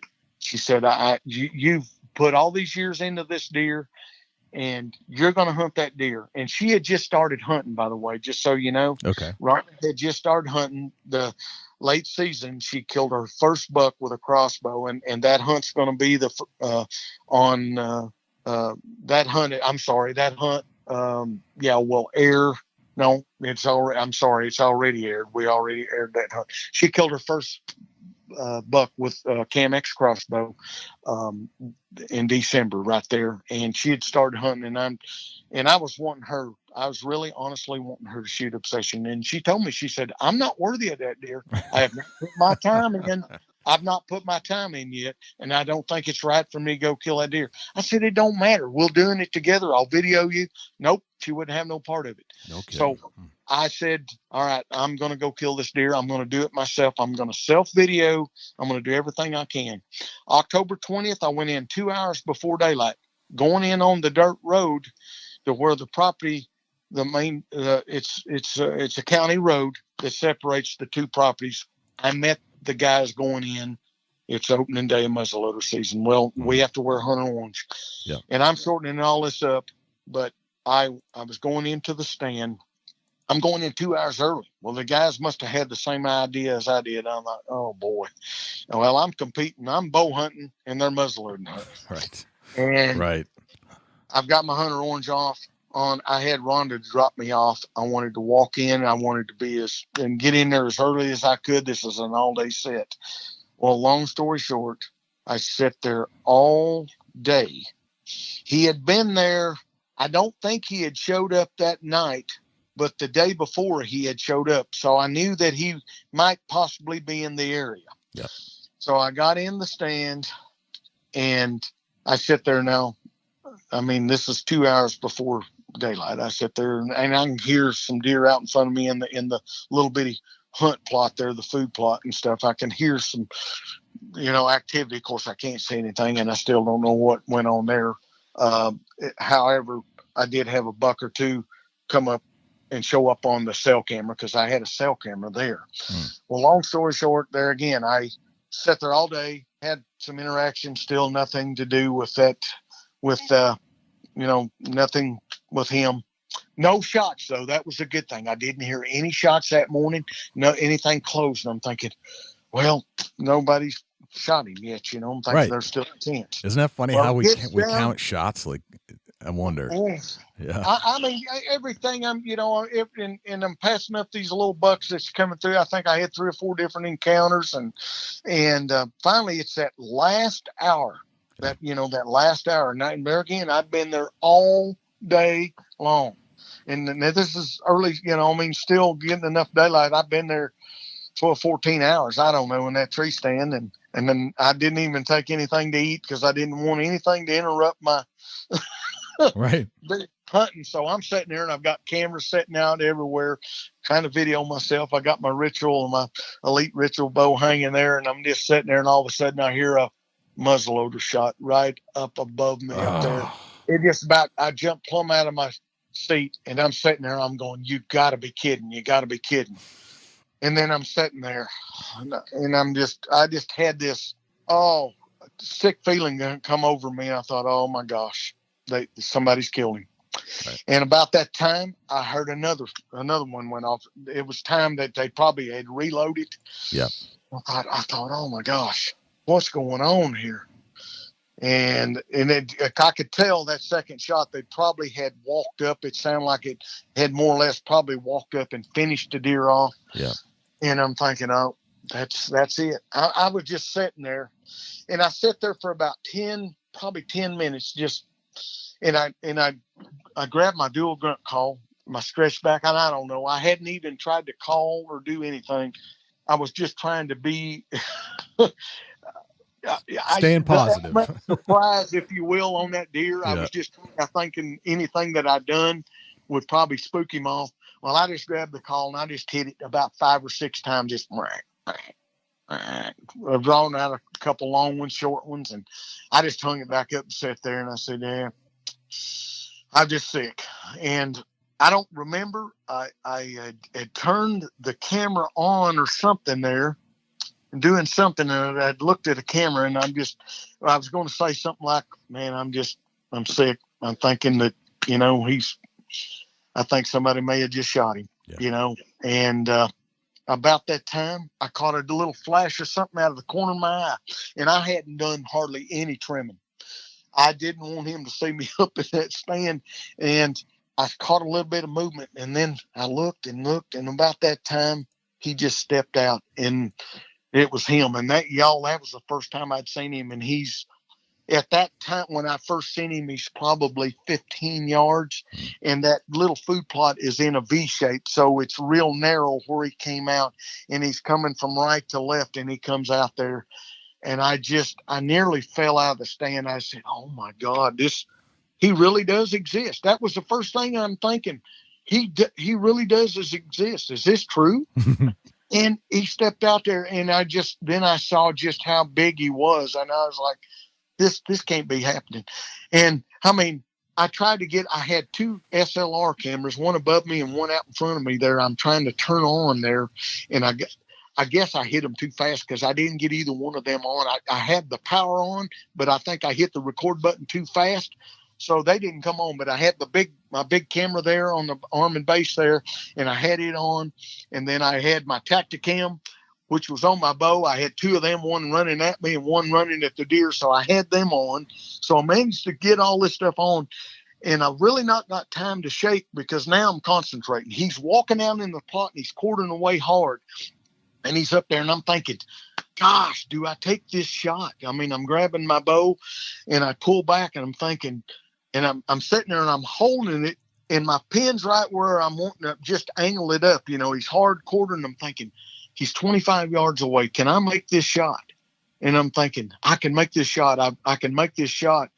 And I'm thinking, if he turns, what if he just takes off, starts walking real fast? I may not ever get that shot. I mean, here he's still. Well, I decided to let that. I got that old Victory Vap arrow there with that slick trick, Raptor trick broadhead. I mean, I can still see it to this day. Leave my bow, and that lighted knock. It went right in, but to this day, even looking at it slow motion, I'm not sure, but he was quartering so hard. I must have, as it's angling down in, because I'm shooting down up, I'm pretty high there, and I'm shooting down through there. All I can remember is when I shot and it hit him, he just goes down right there. He went down, and I'm like, what just happened here? I'm thought, holy cow. I knew that I'm looking at him and he's down on the ground there. And of course I'm trying to grab another arrow, and get it into him. And by then he's over in front of I've got a covert cell cam over there on the other side of me, facing back toward me there. And by then he's over there almost under there, and he's trying to get up, and I get another arrow. And by then he's there just laying there, and I shoot. I went ahead and I had a perfect shot. He's like 33 yards there. I went ahead and stuck another arrow in him. By then though, he was already expired. And I thought, well, because I knew obviously I didn't hit the backbone. To this day, I do not know what that arrow did, but it went in him. And when I got down, to make a long story short, the arrow was perfect up in the vitals, up in his lungs there. It angled perfectly, but the only thing I can think of is it must have hit something and just, deflected off a backbone or something in there to drop him in his tracks like that. Right. Because by the time the second arrow got to him, he was already done, and that's probably a period of 8-10 seconds. Wow. But here I was, hysterical. and I was. I totally loved it. This is a deer that I have had history with for almost 4 years. Right. 3.5 years and all I've ever seen is covert trail camera pictures of him, mainly everything nocturnal, and the deer of a lifetime. And I knew that he was absolutely ginormous. I've never seen a deer in my area that big to this day. I've never seen a deer like him. But long story short, there again, I called Rhonda. No, let me back up. I get a text, and I'm sitting here and I'm just flipping out. And I'd called TJ, and him and I were having our moment. I couldn't even talk. I was choked up. Yeah. I was crying. I was bawling. I couldn't hide this. My emotion was so over. I couldn't control my emotion. I was teetotally just lost it after I shot him. I was shaking and my voice was quivering. I couldn't hardly talk, and tears running down my eyes. Yeah. Of course, it was of joy. And then I get a text from Rhonda, and she said, "Did you just shoot Obsession?" I'm like, "What?" Did she hear me yelling from come up there at the house, which is about a mile up the hill, or 3/4 of a mile? Yeah. And I was like. So I called her, and of course, I was going to call her there, and I said, "How did you know?" And she said, "Look, the covert cell camera just went off. He's laying in front. There's a big buck laying in front of it." No way. The covert she said, there's 4 pictures. She said, there's you, then there's Obsession standing there, then it's you drawing your bow, and then and the arrow impact, and then there he is laying there in front of the camera. That's the insane. Covert camera had caught 4 pictures of that whole scenario. There I am in my hunter orange, which nobody can say I was. You know how a lot of guys, you hear them say, "I'll take my orange with me and I'll put it on." Yes, right. No, this caught the whole action. So that's undeniable. The whole shot, everything. And it was so cool that they caught that. And it went right to her phone because we got both our numbers in there where it sends the photos from her camera. Right. But it's so special because this deer really got Rhonda and I hunting together. This deer created something, a passion within her. Right. And here she is, 55 years old, and shot her first buck that following week, prior, or well, back in January, actually. She had shot her first buck ever and shot it with that Camex crossbow, got her started hunting because the covert cameras, when I was gone, she would go run them and look at them. And then we got her on the cell cameras. She got so interested in it. She said, "Honey, I think I'd love to shoot a big buck." But anyhow, my granddaughter got her. She started when she was 2 years old, when this whole thing started with Obsession. She started going with me, checking the covert cell cameras in the summertime, and we kind of made it our little event. And then we got putting our blinds out and trimming shooting lanes for our tree stands, and putting feed and mineral and stuff like that out for the deer. That it created a family bond within my granddaughter, my better half Rhonda, and myself, and got her started hunting. But it was all because of Obsession. This big deer created this. I feel like the good Lord brought that deer into our lives for a reason, because Rhonda and I had struggled, had went through some hard times, separated and stuff there, and got back together after all this. And we are so, everything we do, it's just like we got a second chance in life. Yeah. That might be the most intense story I've ever heard on this show. Well, listen, she comes down, she drives the truck down, she brings Ruby Bell. We go live on Facebook. My neighbors had seen the post when I went live on Facebook. I had some neighbors up there. They all came driving down in there, which they're really not supposed to, but how can you say, I mean, you know what I'm saying? They're not supposed to, but they seen what was going on and knew where I was at. And a couple of them drove down there and got to be a part of it. Just experiencing the hunt with us and the big buck celebration. Wow. And here we are with Obsession. And I'll be honest with you, it was a happy, sad moment for me because of the honor and respect that I had for this animal.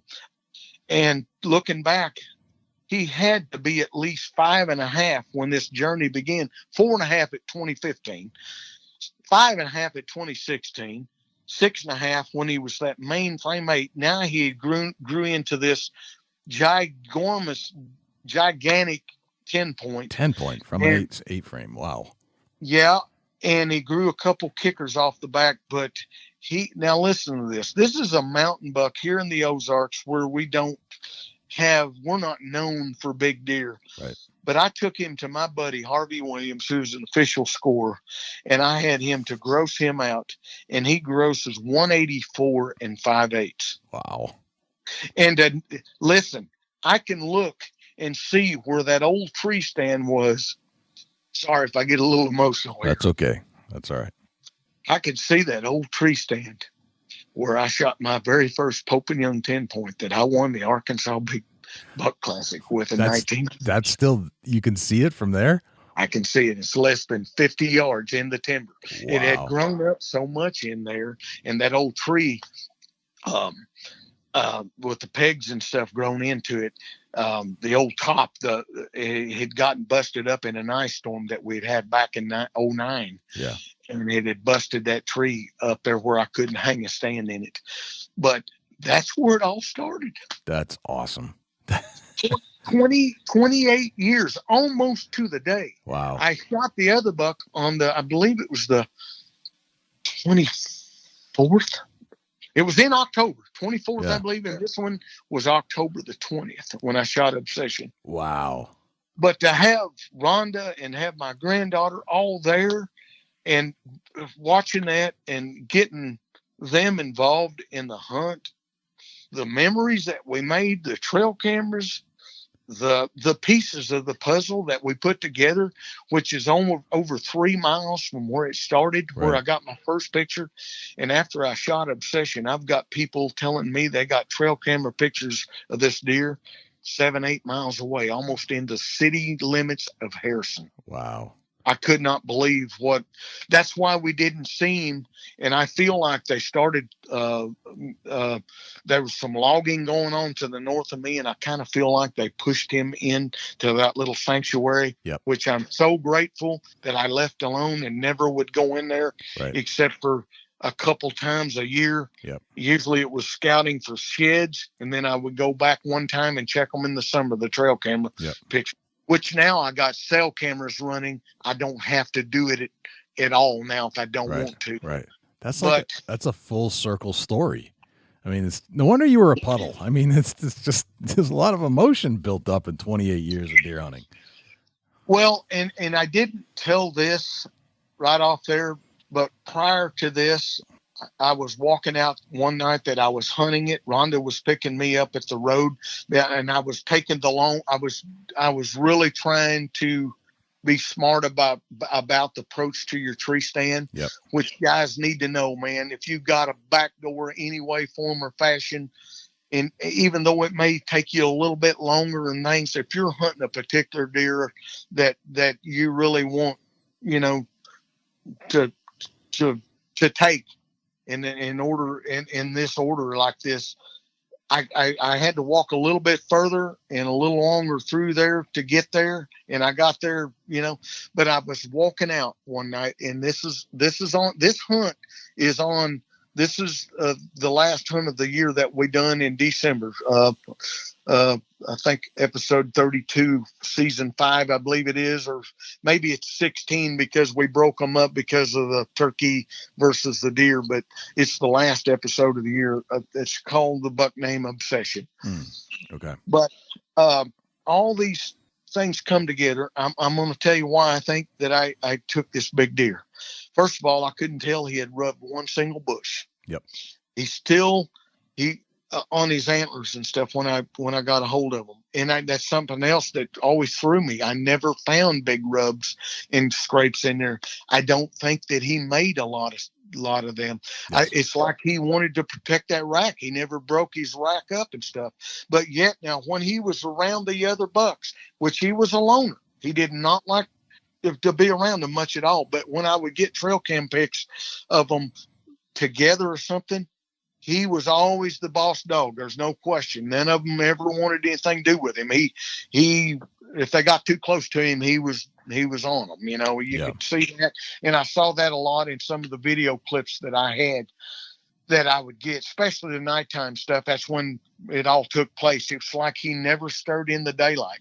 But I think as he got older, and I know that he's probably at least 7.5, one thing that I know, that core area shrank. I left that sanctuary. I think that's where he ended up taking up, because I don't think he had a clear place. I think he would stay one place here. If he got bumped or anything there, something come up, if for whatever reason, if somebody was cutting hay, because there is some old hay fields and stuff, people hay and stuff. Yeah. And I don't know where he called home for sure.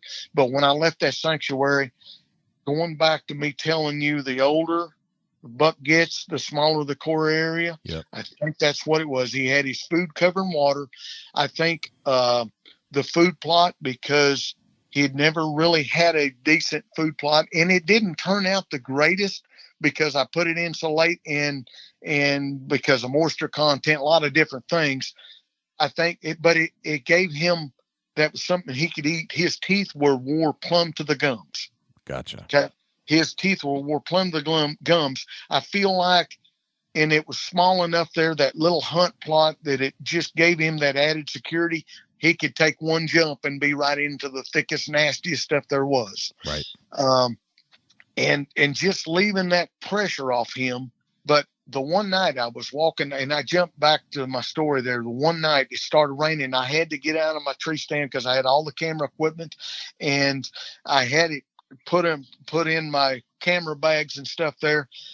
And as I was walking out, the one time, I'll never forget this, I saw something in it. It's just a silhouette. It was dark where I was at along the cedars, but I could just had enough light I could silhouette, and it was raining, and I could look back in there, and I saw this huge silhouette, and I thought, is that a buck? I grabbed my Vortex binoculars, and I look up there, and I said, oh my God, that's him. And he was standing up on this horizon. First time I'd ever seen him, and it still really wasn't daylight. But I grabbed my SLR camera, I bumped the shutter all the way down as far as it would go. I turned the camera on, and he starts walking to me. And I'll never forget it. I had the wind in my face, and it was raining. And it wasn't raining real hard, but he was walking right toward me, and he got within probably, like I say, it's when, I don't know how to describe that feeling. It's when him and I made that connection. Yeah. I don't know how to describe that. Yeah. He looked at me and I looked at him, and he knew, I'm sure he knew of my scent there and stuff there. And I looked at him through that camera, and I've got that on video. And he's just standing there. I will never forget what an amazing sight that was, and how truly magnificent big he is. He's the biggest buck of any buck I've ever taken, including my 200-inch deer, as far as his main frame. His frame, he just didn't look real. I'll never forget how majestic I thought just looking at him, and how much honor and respect. Him and I made eye contact probably for 5 minutes.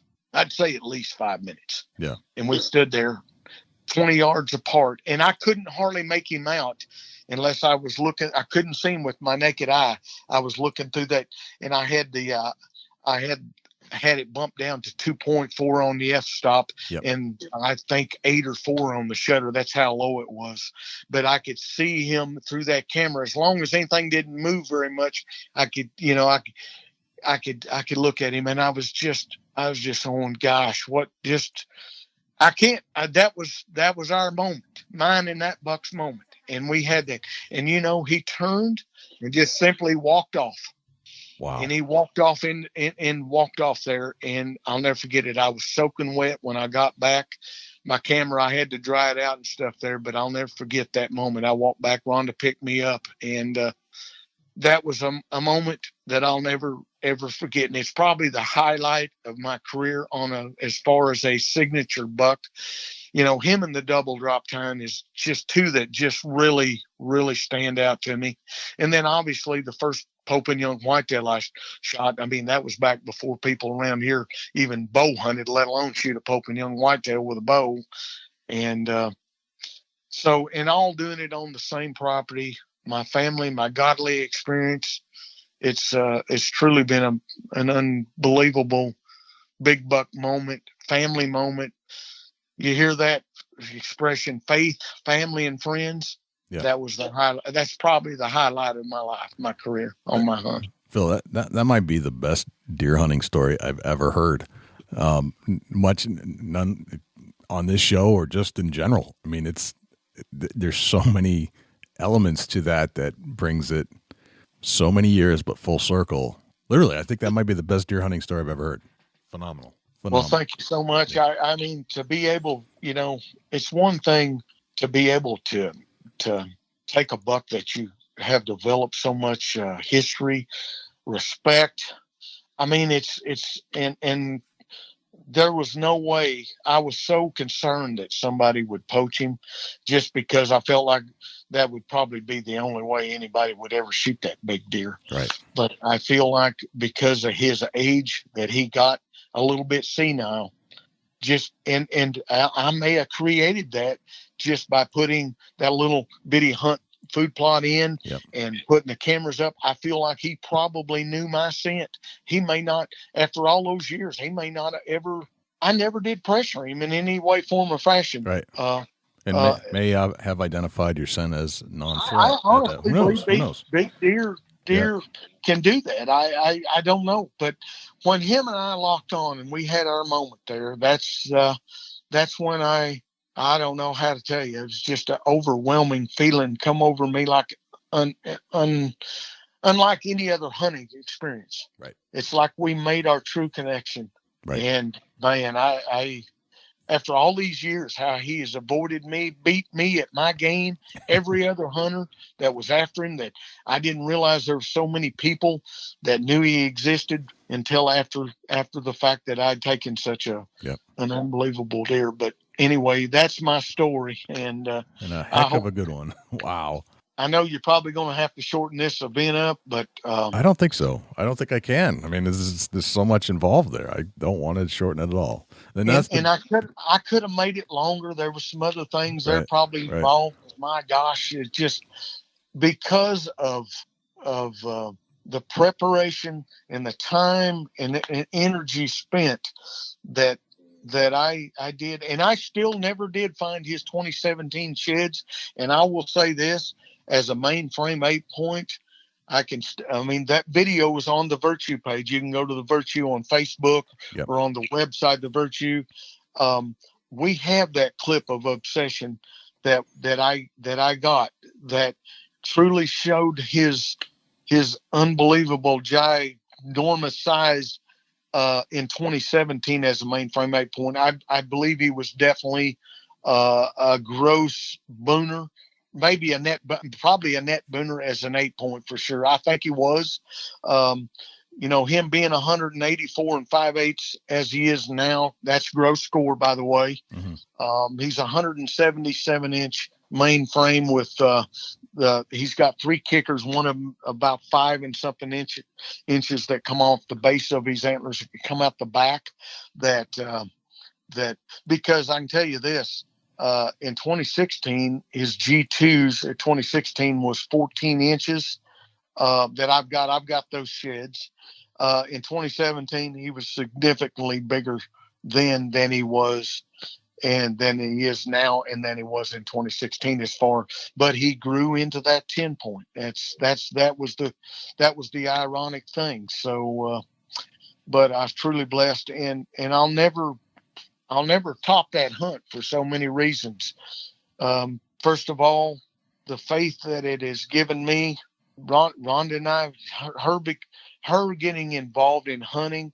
And by the way, the first hunt that we'll bring you in 2019 is my nephew that I told you that I went to watch his ball game. Yes. Yeah.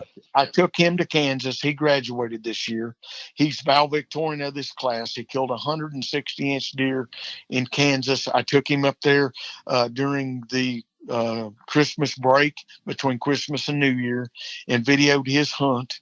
And Rhonda, on the new piece of property that we got that up there, that's where I first got Obsession back in 2015. Well, I actually bought that property, and she shoots the first buck off of it again in January with her Camex crossbow, and I'll bring you those two hunts. And she shoots her second buck, but it's significantly bigger than her first buck, and it's a pretty special hunt as well. And we'll be bringing you that in 2019. Here in September. That's our awesome. First episode of The Virtue, which, we air on Carbon TV and the Hunt Channel. Okay. We're starting to bring our hunts on the Hunt Channel. So, and also I do a lot of stuff with Respect the Game on Sportsman and Realtree. Another buck I shot, just real quick, is going to be on Monster Bucks. It's my first velvet whitetail I shot last year in Nebraska. He is also a gross booner, by the way. So Gotcha. I had just an unbelievable blessed year. I shot another big deer in Kansas, but just truly 2018 will be a year of the memory books for me. Year of all years. So, and we'll get to see a lot of this stuff as it unfolds coming up in September on TV. That's awesome. Yeah, well, yeah, and all of our stuff, for the most part, the rest of the episodes we'll be bringing you is stuff that's happening as it's semi-live basically, and we'll be streaming that stuff. 16 brand new episodes for the Virtue TV on Carbon TV, and they'll all be. 15 of them will be brand new episodes, and the 16th one, which will be the first episode, will also be, that's just my nephew shooting his buck in late December, and then Rhonda shooting her buck in January, that we bring you because we'd already finished our 16 episodes for 2018. So we'll be bringing you all new episodes, man. It's been a pleasure talking to you, Jay. Thank you so much for the opportunity to get on here and share this with everyone else. I'm so grateful and thankful to be able to live and love what I do, and hopefully I can give back to somebody that, hopefully that they can have this same kind of dream hunt, if you will, with a hit lister that they have and that they have built and developed history with. Man, just don't give up.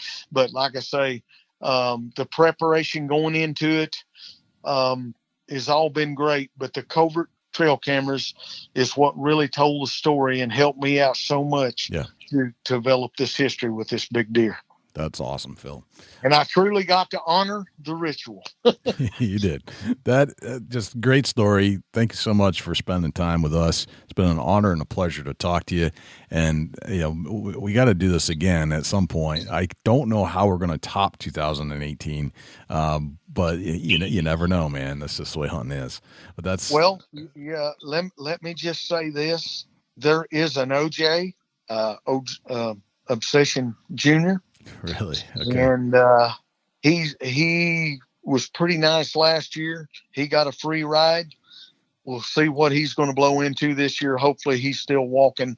I can't say for sure until they get a little bit further. I've got some bucks on the covert cameras right now running, but we'll know a little bit more and they start into the growth. But I'm hoping he's going to be what I think he's going to be, but let's just see what happens. If it is, I want Rhonda to take him.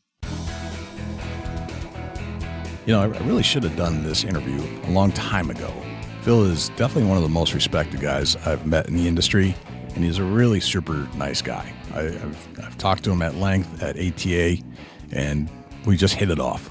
So I'm glad he joined us. I think he's got a lot to share, a lot to teach. Obviously, you can learn a lot through his videos.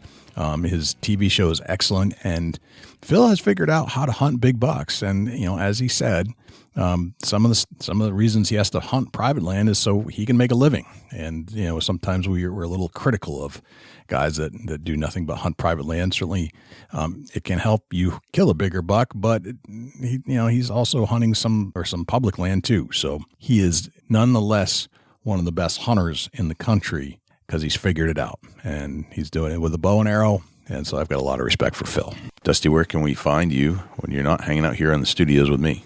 Shoot me an email, dusty@bigbuckregistry.com. You can look me up on Instagram and Twitter @ChasingAntler, Facebook.com/ChubbyTinesOutdoors. Jay, where can the people reach out to you when you're not on the mic? Likewise, you can shoot me an email, jay@bigbuckregistry.com, and you can visit us on Facebook, facebook.com/bigbuckregistry. We're also on Twitter, which is twitter.com/bigbuckregistry. We're also on Instagram, instagram.com/bigbuckregistry, and YouTube, which is youtube.com/bigbuckregistry. On YouTube, you can listen to all of our podcasts in their entirety. As far as videos are concerned, it's a boring video, but the audio content is there, so you can actually listen to our podcast. You can also listen to all of our live shows that we've done on Thursday nights when we do them, and we've gone back and re-interviewed a lot of our previous guests we had on the show just to put a face to a voice, let's put it that way.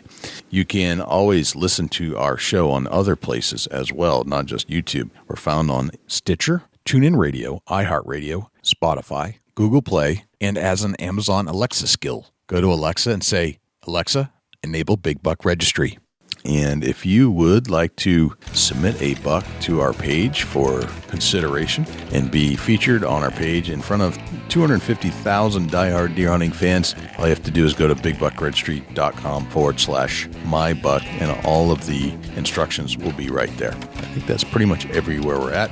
I think that's a wrap, Dusty. That's a whole lot of big buck, Jay. Sure is. I'm Jay Scott. I'm Dusty Phillips. And this is the Big Buck Registry's Deer Hunting Podcast. We'll see you next week.